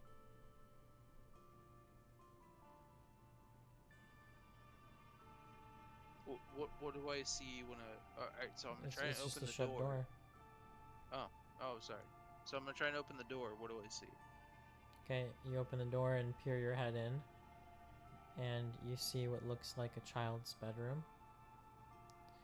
And as you bring up the lantern and start to look around, you start to see that these homes that are so interconnected and really built into the grove and built intertwined with the nature and the wildlife and the plant life, you start to see that roots and vines are cutting through and crisscrossing the floor and the walls and reaching up all the way through and kind of merging with the ceiling and the roofing of the house, which is pretty typical for a lot of the structures in this village. However, as you take a closer look, you're starting to see that these tree branches and these vines that have kind of made their way and intertwined with the actual buildings, they themselves are also corrupted and they have this kind of purple rot to them as well. And as you take a closer look around the room, you scan and finally your eyes land on the back corner and you see a child, a half-elf boy sleeping in his bed, and he looks so still and so pale that as far as you can tell he's dead. And as you take a closer look and make your way a little bit closer to him, you're starting to see that the vines and branches that are interconnected and built pretty much wrapping into the structure of the house as well have managed to crawl their way around his bed frame and wrap themselves around his limbs, almost like they're tying him down to the bed. And very, very lightly, they're not gripping very hard, but they're very lightly, almost like a snake wrapping around the boy's neck, with their tail ends basically laying flat gently over his face.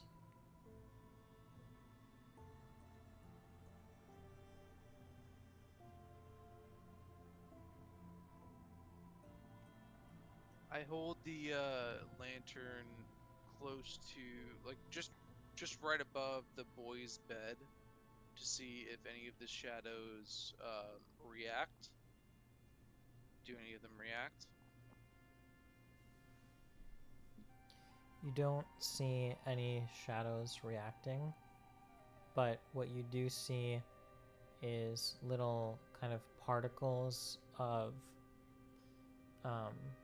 kind of like little purple particles, kind of almost like dust in the air, like little spores, like very tiny specks, basically, emanating from where the rot is heaviest and kind of floating still in the room. Steve, that boy is not dead. I know. Kill it. I'm trying to make sure. So I know I Is have there any- no education. Is there any Have to way I take can the do fuck. a like roll a stealth check or something to put my fingers on some sort of vital point on the boy to see if there's a pulse? See if, yeah, I mean, you don't have to do a stealth. I mean, you can if you want to. No, see. but I want to It would be a sneakily. sleight of hand. Sleight of hand is fine. How would you do Sneakily, I that want to sneakily? Like, what do you? I guess I'm trying to understand. just on the wrist without having like to disturb anything, or like on the neck, or I think this is the sort of thing you can do. You don't need a skill check. I think this is the sort of thing anyone can just do. It's just like a normal thing that you can do. Yeah, but I don't want to cause any pressure that's gonna like set off a trap or something like that. I don't Have to think you need to. carefully I think do you can just do it.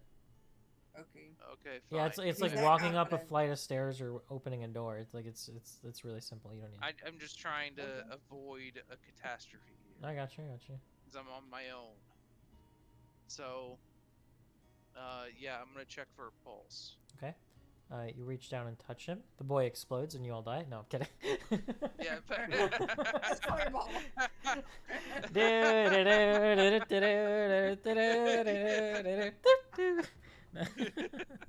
God damn it. That would be some Curb Your Enthusiasm shit. Okay, goodbye everybody. That's the end of the game. Okay. You Have a good night, everyone. where do you wanna test him? Where do you want to check his pulse This out? is why I Wait, want to what? do it stealthily. So, Steve, where do you want to touch this little boy? Yeah, well, Shit, with Jesus plausible Christ. deniability. Not. Where do you want to No. touch this little boy who's clearly unconscious and or dead? I'm gonna touch him in 2 places. The fuck? No, I'm gonna do the wrist test because I'm Okay. guessing his arms are available, his wrists are available. Yeah, he's Like, openly. they're bound kind of under the blankets. So I'm gonna do the wrist test as best I can. Like, that's the first test I'm gonna do. Okay. First test is the wrist. You know what the wrist test is, right? Yeah, so you can kind of tell by the way he's sleeping, so he's kind of like laying on his side. Like with one hand underneath the pillow and then his right hand basically reaching up, laying down flat beside the pillow, basically at his face level. So it is kind of exposed to where you can gently put your hand on his wrist. Yep. I know. I know. Even if I rolled for it, I could gently put my fucking gently as I possibly could, put my fingers on that pulse part of his wrist. Mm-hmm. Is there a save roll I need to do? What does that mean?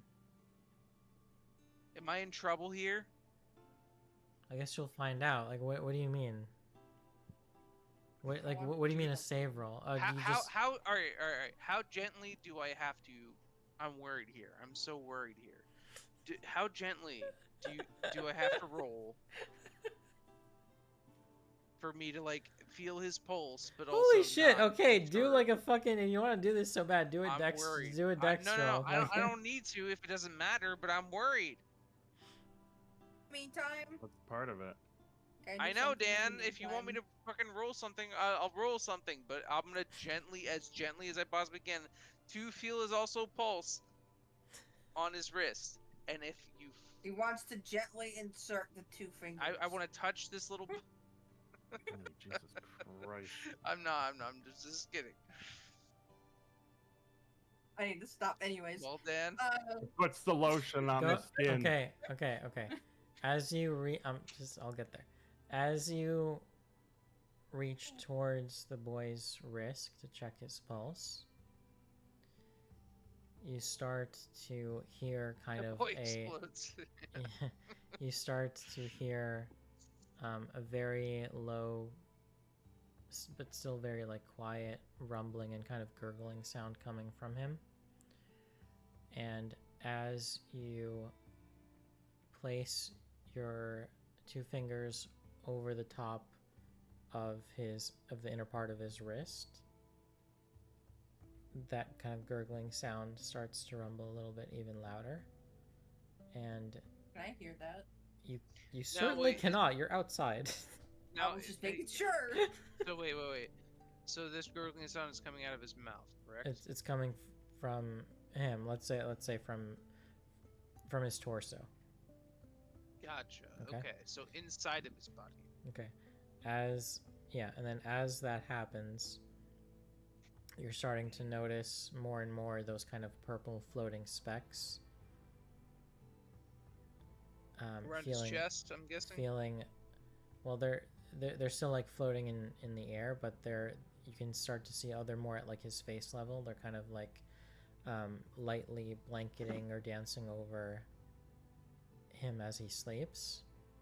And with every breath he takes in, it's almost like he's being exposed to it more and more, and this is becoming more and more clear to you.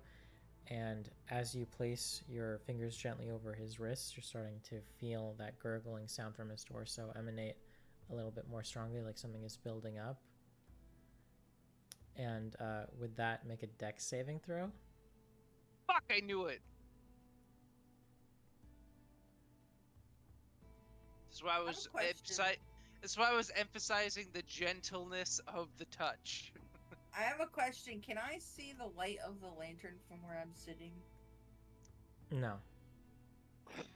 Dan 9. Oh, boy. And you're fucked. I'm sorry, but How fucked am I? okay, well, give me a second. Because Sounds like you're maybe dead. I can. Hold on. Shut the fuck up, Nick. Hold on. Sound like an idiot. You're not telling it like anything is. You don't know. Listen, he leave the room. doesn't know. You died. I might be able to roll myself out of this situation. Roll into the grave. Shut up, bitch. You don't know my fucking stats. I know Dan's reaction, the temperature, telling me. I like the optimism though. Okay, so It's like 1/6 so as you do that, the vines that were wrapped around his torso and his chest quickly lash out and lunge at you, and they immediately go for your arm that's holding on to Kyra, to the lantern, and they wrap themselves around you, holding you in place, particularly by your arm. Can I make a dex save to see if I actually don't get? No, you already did that. You already did. That's what the 9 was. You already did. Oh, god damn it. Yeah, and so this is effectively like entangling you. I get you. And so it's kind of like grasping onto you. These kind of weeds are. So you can roll to see if you can get out of it, I guess, by doing like a strength. I guess what would be a strength check? Maddie, would you know? I guess. Let me see. Yeah, it would be a strength. Or would it be a save? It would be a strength save or a strength check? Save. Let's say you're trying to break out of them. No, though. Oh no, it has to be like. We can do like the grappling. What's the grappling rule? How does that work again, Maddie? We both have to roll, and then whoever rolls higher. Yeah, it's contested. So both of you roll, and then whoever's highest wins. What am I rolling? Strength? Yes. Okay. you're rolling strength, and then the vines or whatever is entangling you roll strength. All right, as go well. ahead. I just rolled. Let me know what you get. I rolled a 7. I rolled a 16. Whew. Okay, so with that, they're attaching to you, but they're pretty weak and brittle, and so you're able to overpower them and jerk your arm basically away. You're still holding on to Kyra, and she's kind of having the time of her life in that lantern. You've So, kind of shown her the world at this point. So at this point, you so are able to break free. Can I do something once I break free? Yeah. I'm going to back up as much as I can away from said boy and vines, just to see, and while holding the lantern up as far as I can forward to get Okay. as much light as I can towards the situation to see what's going on. So, because like all I could see was what what was grabbing onto my hand of the lantern. I couldn't really focus on like the whole as a whole. You know what I mean? Mm-hmm. So can I do a perception check or an investigation check just to kind of like see if there's weak points or if there's anything or if there's like if am I Are you trying missing to anything? are you trying to look at like just scan the room again? Scan the room, but mostly scan the boy, scan the vines. Okay, so do a perception check. That would be investigation. Yeah, if you're looking like at something yeah. specific. So if you want to scan the room, then you can do perception. But if you're curious about the boy or the vines, and yeah, we can do investigation. All right, specifically. boy and we'll do boy and vines. Okay. All right.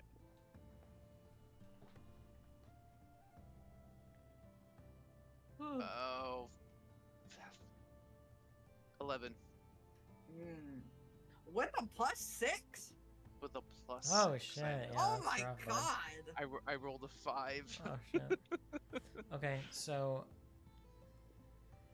looking over the boys' bed once more and kind of the the overlaying vines on it, you're piecing together a couple things at the very least, because once you had your fingers over his pulse, you did detect something, even though it was very, very faint and brief. You were able to see he was very cold and very still, but there was a faint pulse. And so, as you're thinking about that and looking at the vines and then thinking about how weakly they were grabbing onto you and how easily you could break free, it's kind of dawning on you that it's not necessarily these vines that are holding him down, it's that he's just so weak from whatever it is that's happened to him, but it's not necessarily the vines that did it.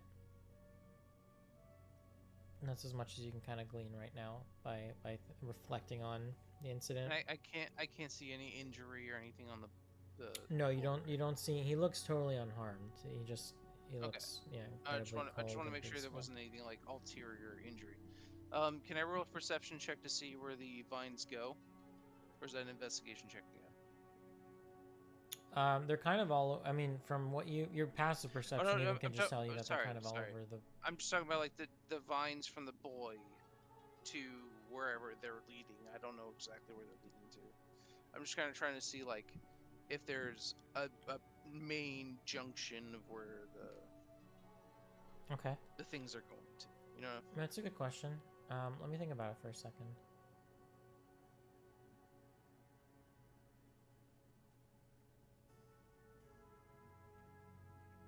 Okay. Yeah. So go ahead and do an investigation. I think that'll be useful.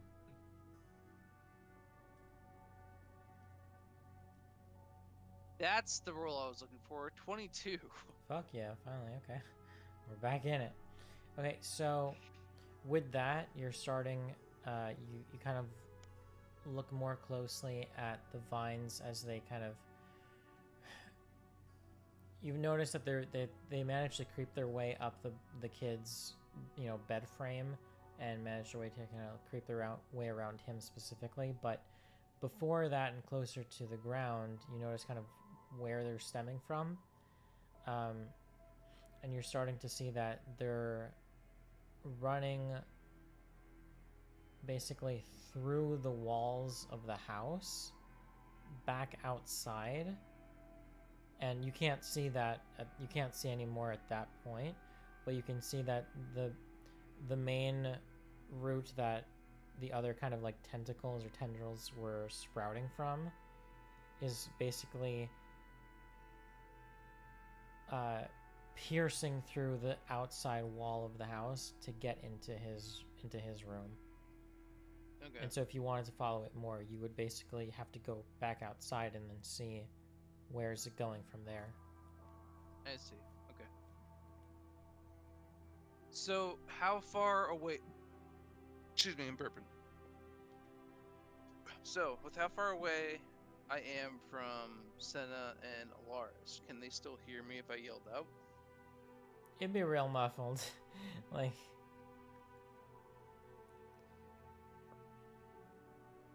you could just meet up with them. I'd rather not. Okay. Just don't want to get Maddie involved too. No, it's good. I'm going to What do you yell wanna at do, the Maddie? top.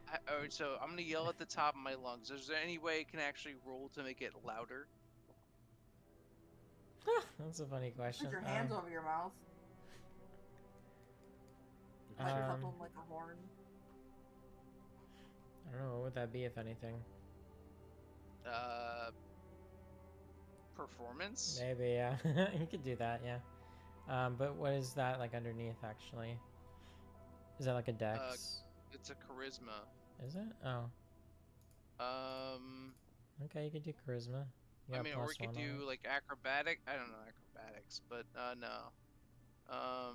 Athletics. Do charisma because it's like a performance. Yeah. Okay, I'll do a charisma check. Would you a charisma check or performance check? Performance specifically, yeah. Okay. 16. Just bury the boy, bury the boy.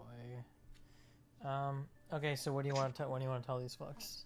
I want to yell especially at Alaris. I want to say, pretty much, come to me right now. I found someone that might need help, especially Alaris, maybe Senna, but especially Alaris. Senna, maybe stay there and find something to do besides come to Okay. me, but Okay. definitely Alaris. Alaris turns to Senna. I think you should go. Okay, let's. Okay. I get up and go. It's like I came as soon as I heard. You're not the one I wanted. I wanted the what other. I'm talking about. I wanted the other green bitch, the different other green bitch. I rolled for this, damn it. Hey, they heard you. They don't have to comply. So that is what Alaris says. I don't know what you want to do, Senna, but you get to choose whatever, obviously. So No. I want to go. Alaris says I think you should go. yeah. Either because scared or because let's fuck with him, because that was very funny. Oh no, So- okay. But Senna gets to decide what they actually do. Yeah, I'll go. Just me. Okay, go. So, do you just bolt or what do you do, Senna? How do you want to do this?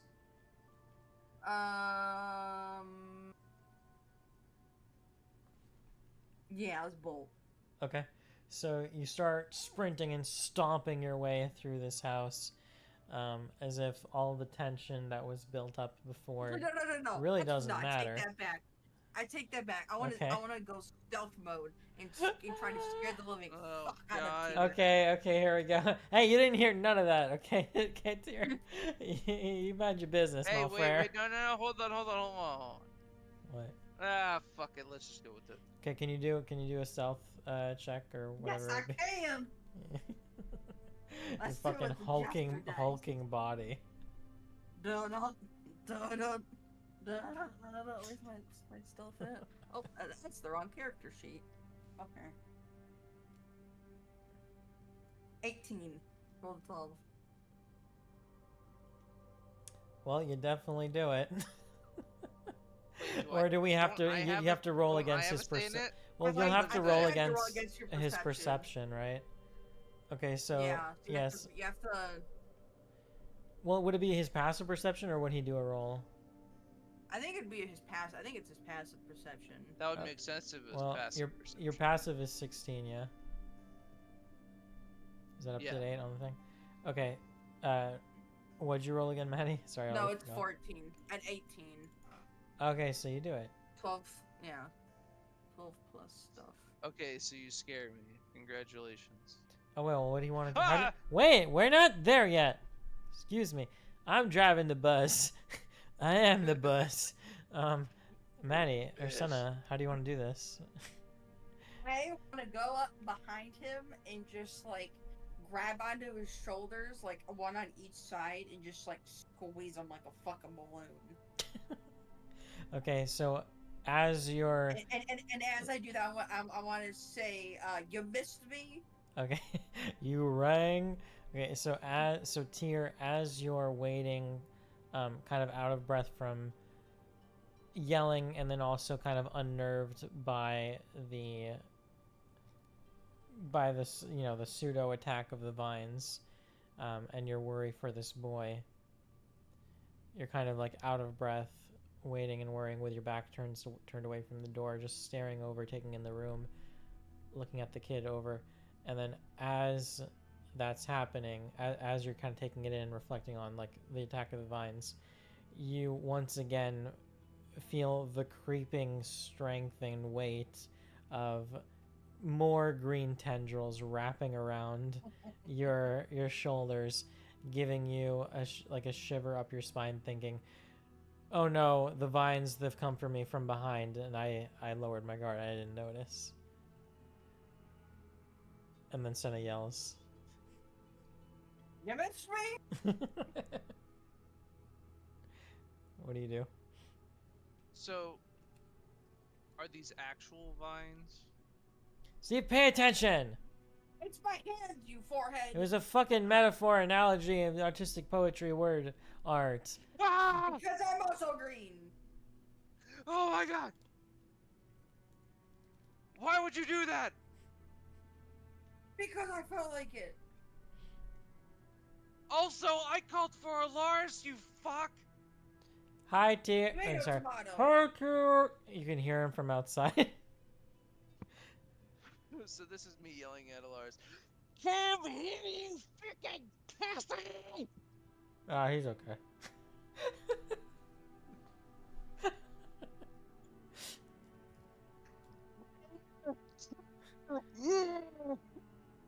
You cut out so bad for that. I'll kill you. Okay. He's like, and meanwhile, Solaris is just like, I like my new friends. Okay, so now you two are up there. What do you say to each other? What do you want to do from there? I'll explain what I figured out about the vines to Senna, and then see what she thinks. I poked the boy with my axe. Didn't I just What? explain to you what just happened? What? Yeah, but with my axe, with my hand. Okay, how hard are we I'm like, poking him, and are we doing it Senna. with the blade or with the just stick? like with Hold the on, hold blade. on. Senna, I Senna, said with my why axe. why would you poke this boy? We can save him. What with your axe? The pokey part of your axe? Yeah, by chopping his head off, right? That's how we save him. This is why I wanted a Lars. All right. While you guys are bickering over this, Alaris kind of hustles up the steps, and he kind of like wanders in. It's like, it's a nice room. I wish I had a room like this. He goes, yeah, I was getting bored out there all by myself. What do you guys? Who's the kid? What are you guys up to? Hey, who's this kid? Yeah. He just kind of looks at you guys, staring at each other, and then back at him. He goes, "Is this about me?" It's about me, isn't it? So, did he actually say, "Is it about me"? Yeah, why not? Oh, okay. No, it's not about you. This is why I wanted your help. So it is Because about there me. are vines. There, yes, it's about you, specifically you and how you can help this kid. Oh no, he's a goner. He has a pulse. I checked. Yeah, almost but died doing it. yeah, but so does everyone who eventually is a goner. So Yes, sure. If you're a bitch, And then I'm well, I I'm gonna didn't. chime in. Oh, sorry. There you go. Go for it. I was just gonna chime in and say that, hey Lars, he also called you a pussy too. I don't know if you heard that or not. The kid? yeah, the vines The called you kid! a pussy. The vines No. called you a pussy. Yeah, We yeah, heard the them. kid called you a pussy. The vines and the kid called you a pussy. What you gonna do about that? Well, the kid's dead. Dying? The kid ain't dead. I checked. There's a pulse. I know what I felt. There's a pulse. Now either Okay. you can help him, Okay, let or me you can just let me take a sit look there at and him. Are be you useless. sure you didn't touch or feel anything else? Okay, just let me. Why would I feel anything oh, else? no. Oh no! You were in here quite a long time by yourself. Okay. Yeah, it's With the because young you boy. pieces of shit I didn't couldn't want to help come but in here like notice assholes. he's in his bed, and the bed sheets have been a little bit couldn't messed help- up here. So what Couldn't happened help here? but notice. What? What fingers What did do you you mean, what touch happened? him with? Let me smell your fingers. Jesus Christ. Oh no. Okay, so Alara says, let me take a look at him, and then you guys can just tell me what you want him to do. It's both my thumbs, Maddie. Talk about a green thumb, am I right? Both of my thumbs. I went in with one and then I went in with the other. What do you was want, the question? What Sorry. do you want? What do you want Alaris to do? He goes over to look at him, and then what? I What do you would want him like to do? him to. I need to pull up his thing. Hold on. What he Remember can- our D&D I sheet? think he should I do know. like I need to pull healing it up. word. That's exactly what I'm I trying to think pull he up. should do healing word.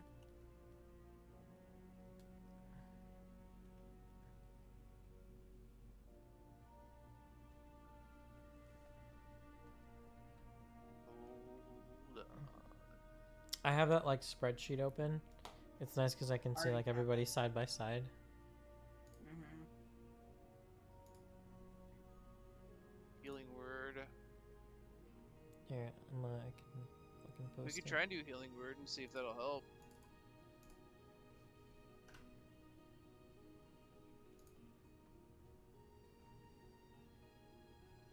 So Alaris takes a closer look at the kid, and he basically explains that, well, as far as I can tell, he's not hurt.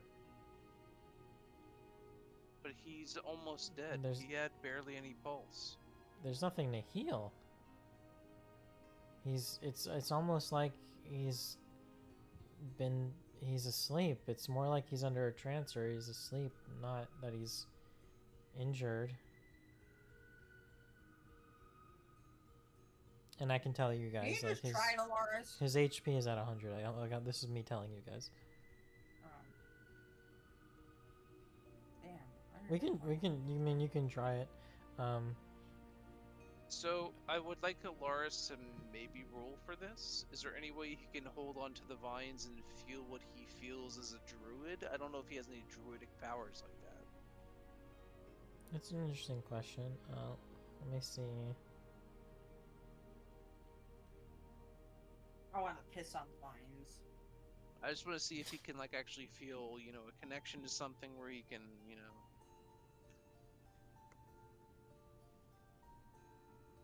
I mean, he I'm can being do like serious. maybe he can do like an investigation or like a nature check or something, or what would that be? Maybe, I guess would it be nature? Or... maybe I a would nature just check. Nature. Hold on, let's find out.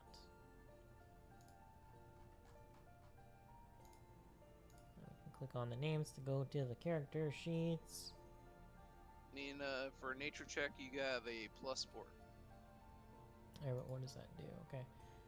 Allows you to recall lore about terrain, plants, animals, and weather. Okay, I mean he can at least do that and talk about. No, but yeah, I The- figured he could okay. probably see like Right. grabbing onto it or something, and All right, here we go, boys. 1 for the money, 2 for the show, 3 to get ready, and 4 to fucking go. Here we go. All right, so we got 11 plus 4, we got 15. So with a 15, he basically starts examining the kid up and down and starts to look at the vines over the top of him, or whichever ones still kind of are lightly clinging to him. And he basically starts to explain, it's interesting, these vines and the boy himself, it's like they're lingering between a state of life and death. They look withered and dry and lifeless, but they have just enough pressure to be almost magnetically attached to the kid. And from what I can tell, it seems like you had a bit of a tussle with them. I don't know if they lunged at you, Tyr. Not particularly. No, they did. They did. What do you mean not particularly? They did. What did we just do? They didn't. They didn't do that. They lunged at you. Yes, they did. Yes, they did. Okay, so I wanted to lie. God damn it. did you actually? Because that's a different story. No. It's fine. Okay. So in any case, again, some mixed signals. Maybe it did, maybe it didn't. Doesn't really matter. It looks like they could, but also it looks like they can. It can't. So whatever is giving the little bit of life that's left in these vines, or whatever sucked out the life that they did have,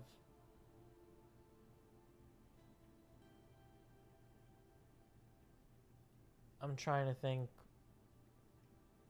how we would figure that out. And he starts kind of examining kind of what you pieced together earlier, Tyr. He starts looking through where they lead, and he starts to see, similar how you saw, they start to kind of like branch out at a central point, or from a central vine that is gradually more and more like strong looking or thick, and piercing through the outside wall of the house and into this room from there. So he basically perceives the fact that there's something going on with these vines in particular that seem to at least mimic, if they're not directly causing what's happening to the kid, they're mimicking the same symptoms as the kid. And on top of all of that, this purple rot and these spores in the air that he's noticing have especially bad vibes to them.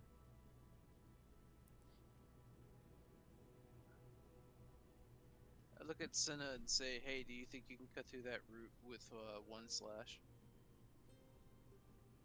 I don't think I can. I know I can. And then just fucking just swings. Okay. You bring your axe down to that severing, or to that kind of like point where they start to branch out from that main root, or that main vine that's coming through the side of the wall of the house. Mm-hmm. And you're able to break through it quite easily, and your axe kind of weighs down, like it anchors down and gets stuck in the floorboards. Not so much that you can't, rip it back out, but they just kind of like plunk down into the floorboards. And then from there, what you do notice is that that point where you cut, almost like a hydra, all of the tentacles that you cut that were severed and kind of break off and wither into shattered pieces, into splinters. But that central point that they were coming from starts to very, very slowly re-establish its tentacles, and very, very slowly start to reach back up towards the bedpost. I take my torch and then, kind of cauterize it, cauterize the end where I just cut. You would need a dex throw to see if you could actually, or dex save or something to see if She's you just could trying to burn the wood. And she's just I know, trying to but burn she the just- wood. I don't need a dex. Yeah, I know, but she just did a big ass swing that broke into the floor, and then the thing started growing out. So I feel like that's a dex throw or dex save or It's something. not going after her. It's not going after her. That's just Never the mind. thing. It's just Maybe I'm thinking too far ahead of this. I'm sorry. no, you're That's good. You're that's good. probably my It's bad. just like it's to I guess make the picture more clear. It's like picture a branch of a tree breaking through and piercing through the side of your house, coming into your room, and then she basically cut that. It's still in the room, but she basically cut that from where it is, They and start it's growing starting to more branches. regrow, but not even just regrow, but grow from like a bunch of much smaller branches, like tentacles, kind of, Yeah, and slowly that's start to kind of how reform itself. I imagine. So at that point, it's basically making its way towards the bed frame again to kind of like wrap its way around the kid again, but it's happening so slowly that it's not, you know, an immediate threat, and it's not going for Senna. So from that point, yeah, you can do that if you want, Senna. So you light another one of your torches, or is it the same one? I don't fucking remember. It's the anymore. same one. Okay. That hasn't been very long. Okay, fair enough. Do you know how long they last? Like, what is the actual rule for that? I think do you know? it's an hour or so. Let me check.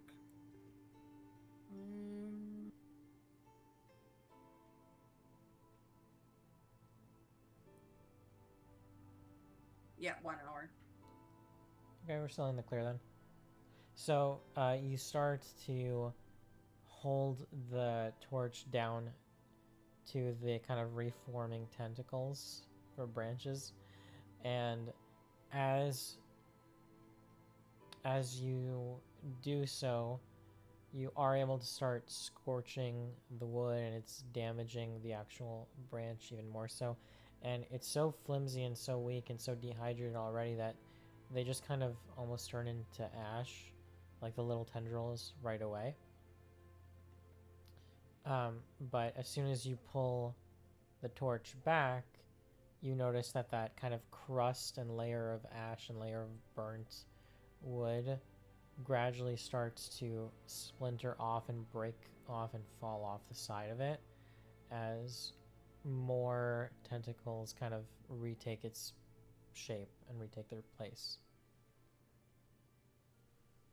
Can I just like keep the torch on it after seeing that? Okay, yeah, you can do that. So once you do that even more so, or just keep holding it onto it, you basically kind of witness the same thing.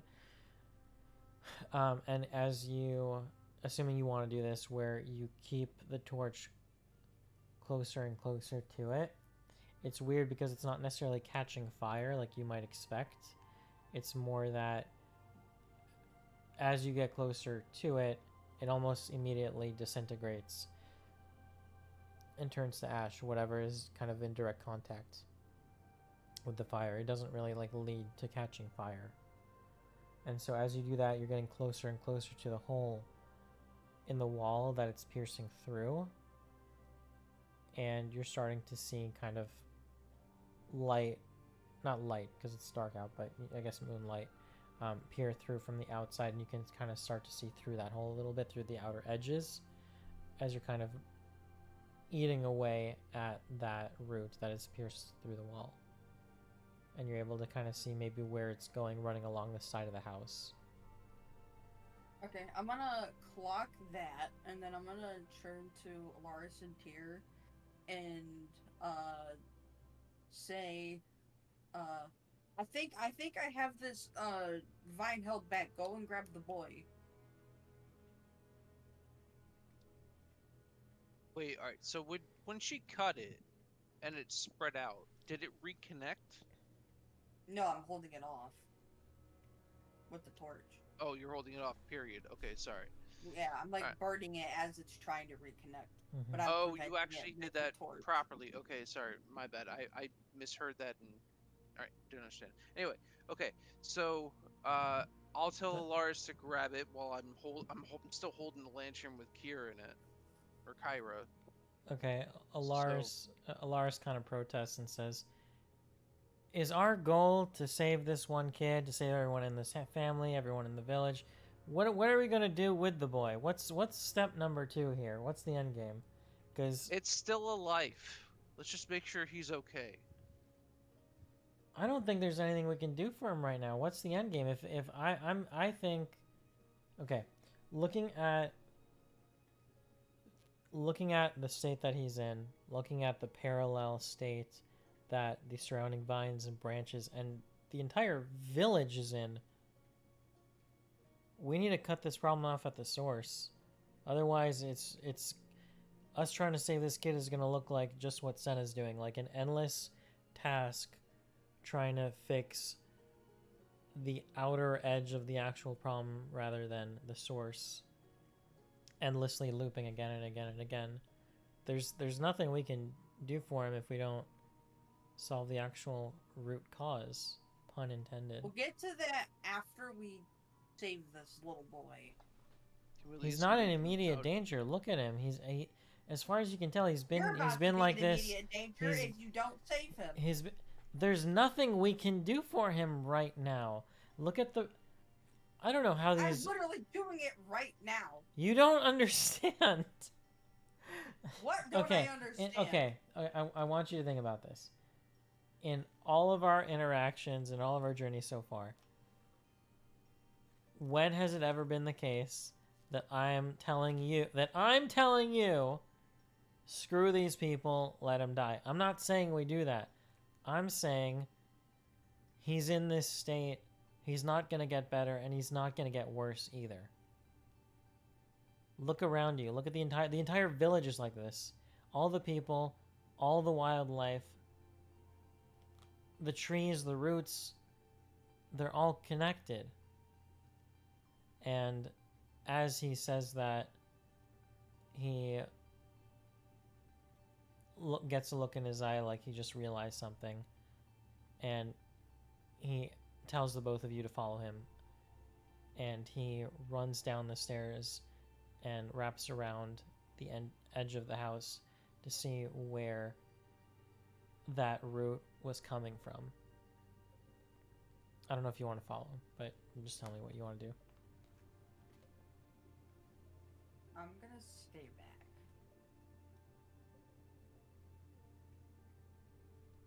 Torch in hand. Maddie, you still have that torch, right? Yeah.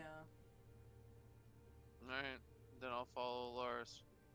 Okay, so Alaris loops back around, and he can actually now see.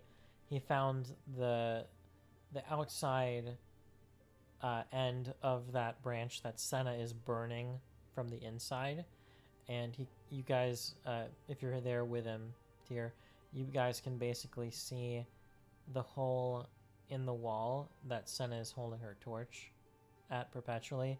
So from their point of view, they're able to see that the branch is trying to return through that hole again and again and again, but it keeps being scorched off repeatedly by the torch. So as they're doing that, just passive perception, they're able to kind of like see and get a better look at where it's coming from, and they're able to see that this branch too is kind of sick with that purple rot, and they're able to trace down the side of the house and trace where it's coming from, and it's going directly down into the ground. And as you kind of take in your surroundings, you're noticing the same holds true about all the other trees. And Alaris kind of speaks up as if he's kind of confirming his theory with you guys, that all these trees, the source of the corruption, they're all connected. And he tells Senna to kind of come down. Okay, then I come down. Okay, so then from there he basically explains. Actually, I can do. I'm wondering if it makes sense for me to do like another nature. We'll do another nature, okay? We'll see how well we can explain this to you guys.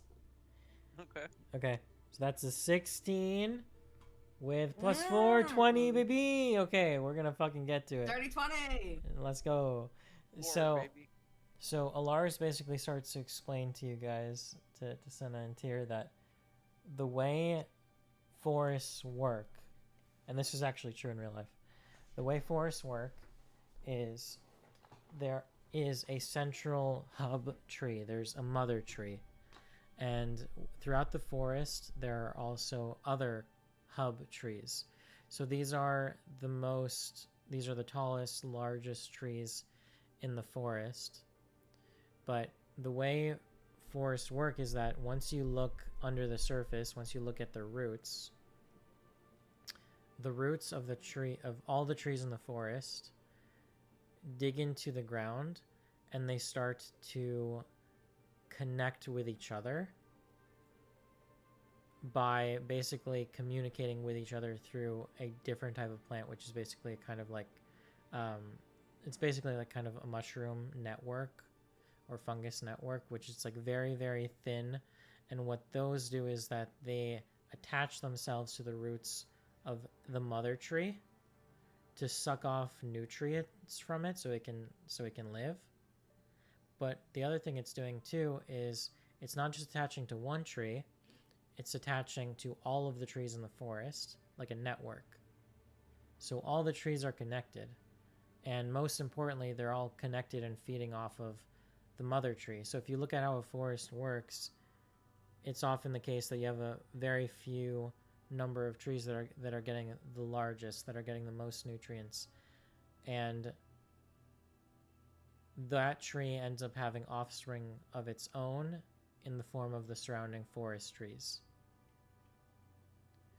So in doing that, that fungus that connects all those trees' roots together, it's able to let those trees talk to each other and communicate and share information and share nutrients with each other.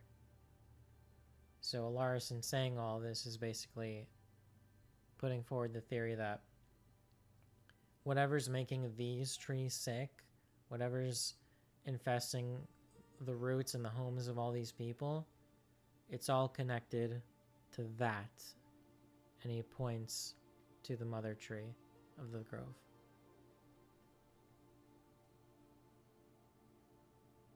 So what you're saying is we head to the mother tree. That's what I'm saying. Well, And deeper than that. I think. well, I guess we'll see where that is, I guess, once we get there. What do you think, Senna? On the way. All right, as you leave this home behind and make your way back towards the mother tree, you see in the distance those 5 bodies still remain. They're getting closer and closer. They still remain in that strange circular shape. And the rot at the base and the roots coming up from the ground of this mother tree, as you get closer and closer, you start to notice that it is the strongest source of rot that you've seen so far, the strongest example of that kind of purple haze you've seen so far. And those specks and spores in the air are also kind of hovering above the roots, and they're sort of spreading out like a cloud, like a kind of miasma, like a cloud of purple fog a little bit more, and they're almost blanketing over those 5 bodies. And then as you approach and get a better look, that's where we'll stop for the night. Damn, son. Hell yeah! It's just turned into a thriller.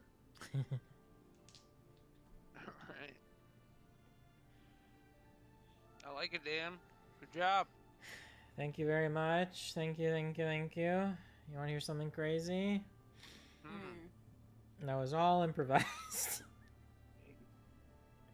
I had a whole, you have any idea how hard I worked over the last like few days to like get this shit ready? We didn't end up doing any of it. Really? We didn't end up doing any of it. But I thought What that the was fuck? interesting. I thought that was so interesting and so fun. I liked that a lot. That was fun. Yeah. Well, like so You the made it seem like you intro, had everything planned out, so I was like, the intro, Fun. yes, the intro, yes, but then once you guys got into town, I'm like, I think it kind of started when you said something about like when you started shouting. This is what happened, Steve. I think, I think it started because Maddie wanted to go and visit Selka, and when I planned it, I'm like, I don't want them to go there. It's a waste of time. It's gonna be like it's gonna cut away from the actual plot because the main thing is back at the council, back at the elders, back at the mother tree. Um, so I'm like, okay, they're just gonna go, so I'll roll with it. And so I started thinking about, okay, like what can I do to make that more interesting? And then you said the thing about once you were in town, you started yelling, like, is anybody here? Is anyone here?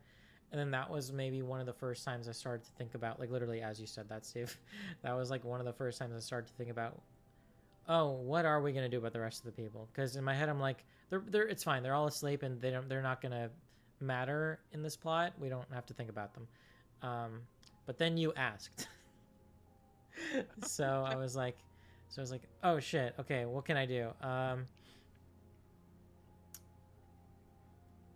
What if I try and give them more clues by having this little like side quest about let's find out about the people, what's going on with the people. So like all that shit well, about the you kid you and made the you made it spores and turn into whatever. like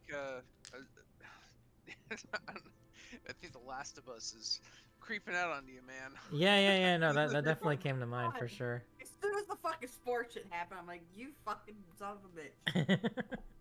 I was worried you No, would think I was worried you would immediately think zombies, which is not necessarily what I was going for. But it's not I what I'm didn't going think for, so we'll zombies. see. I was thinking more just like in a life form that's just trying to Hmm. consume, That's what I not was like thinking. Well, so zombies, like the shadow wasn't necessarily planned, but it was. But I don't want to say too much, but like the shadow would have come up at some point, but not in this way. okay.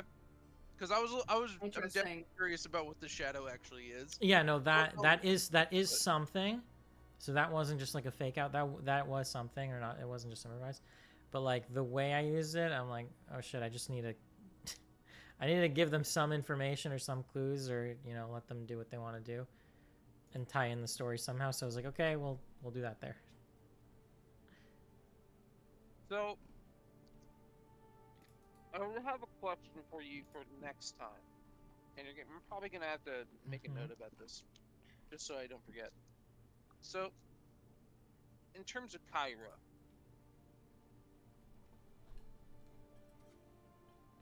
how much can we ask of her? Like, do you know any of this? Because we don't exactly know what she You can knows. ask her as often or as much information you want. No, I know. Um, I she, guess that's she's one of not. the reasons we can't It's have a much little of her. bit of a dance because it's not like she's like this all-seeing being. She died as a little girl, but she is tapped into like that spirit world kind of, and she knows shit That's kind of what that I was maybe the thinking. average person doesn't. So it's like it's definitely worth asking, and I'll kind of figure out what the dance of what she would know, like what makes sense for her to know in the Okay. moment. So ask away.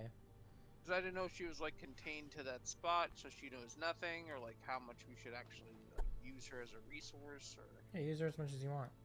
She's coming along for the journey.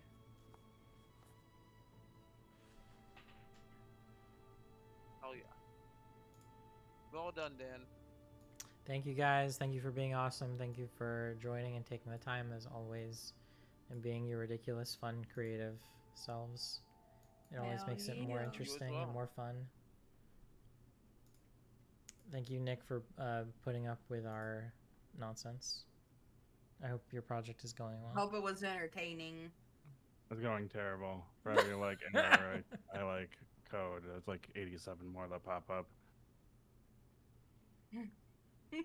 It's really like confusing and conflicting because in theory it should work. And the things that like definitely should not be working right now are the only things that are working. And I just hate. I love it so much, but I also hate. I hate. like, oh my god, you're the best. I hate you. Oh my god, you're the worst. I love you. You're my Dude, best friend. I hate you. seriously, it's the fucking worst. Ugh. And it's always too like I'll be like about to fucking fall asleep, and I'll figure out a solution. I'll be like, that's what I had to do.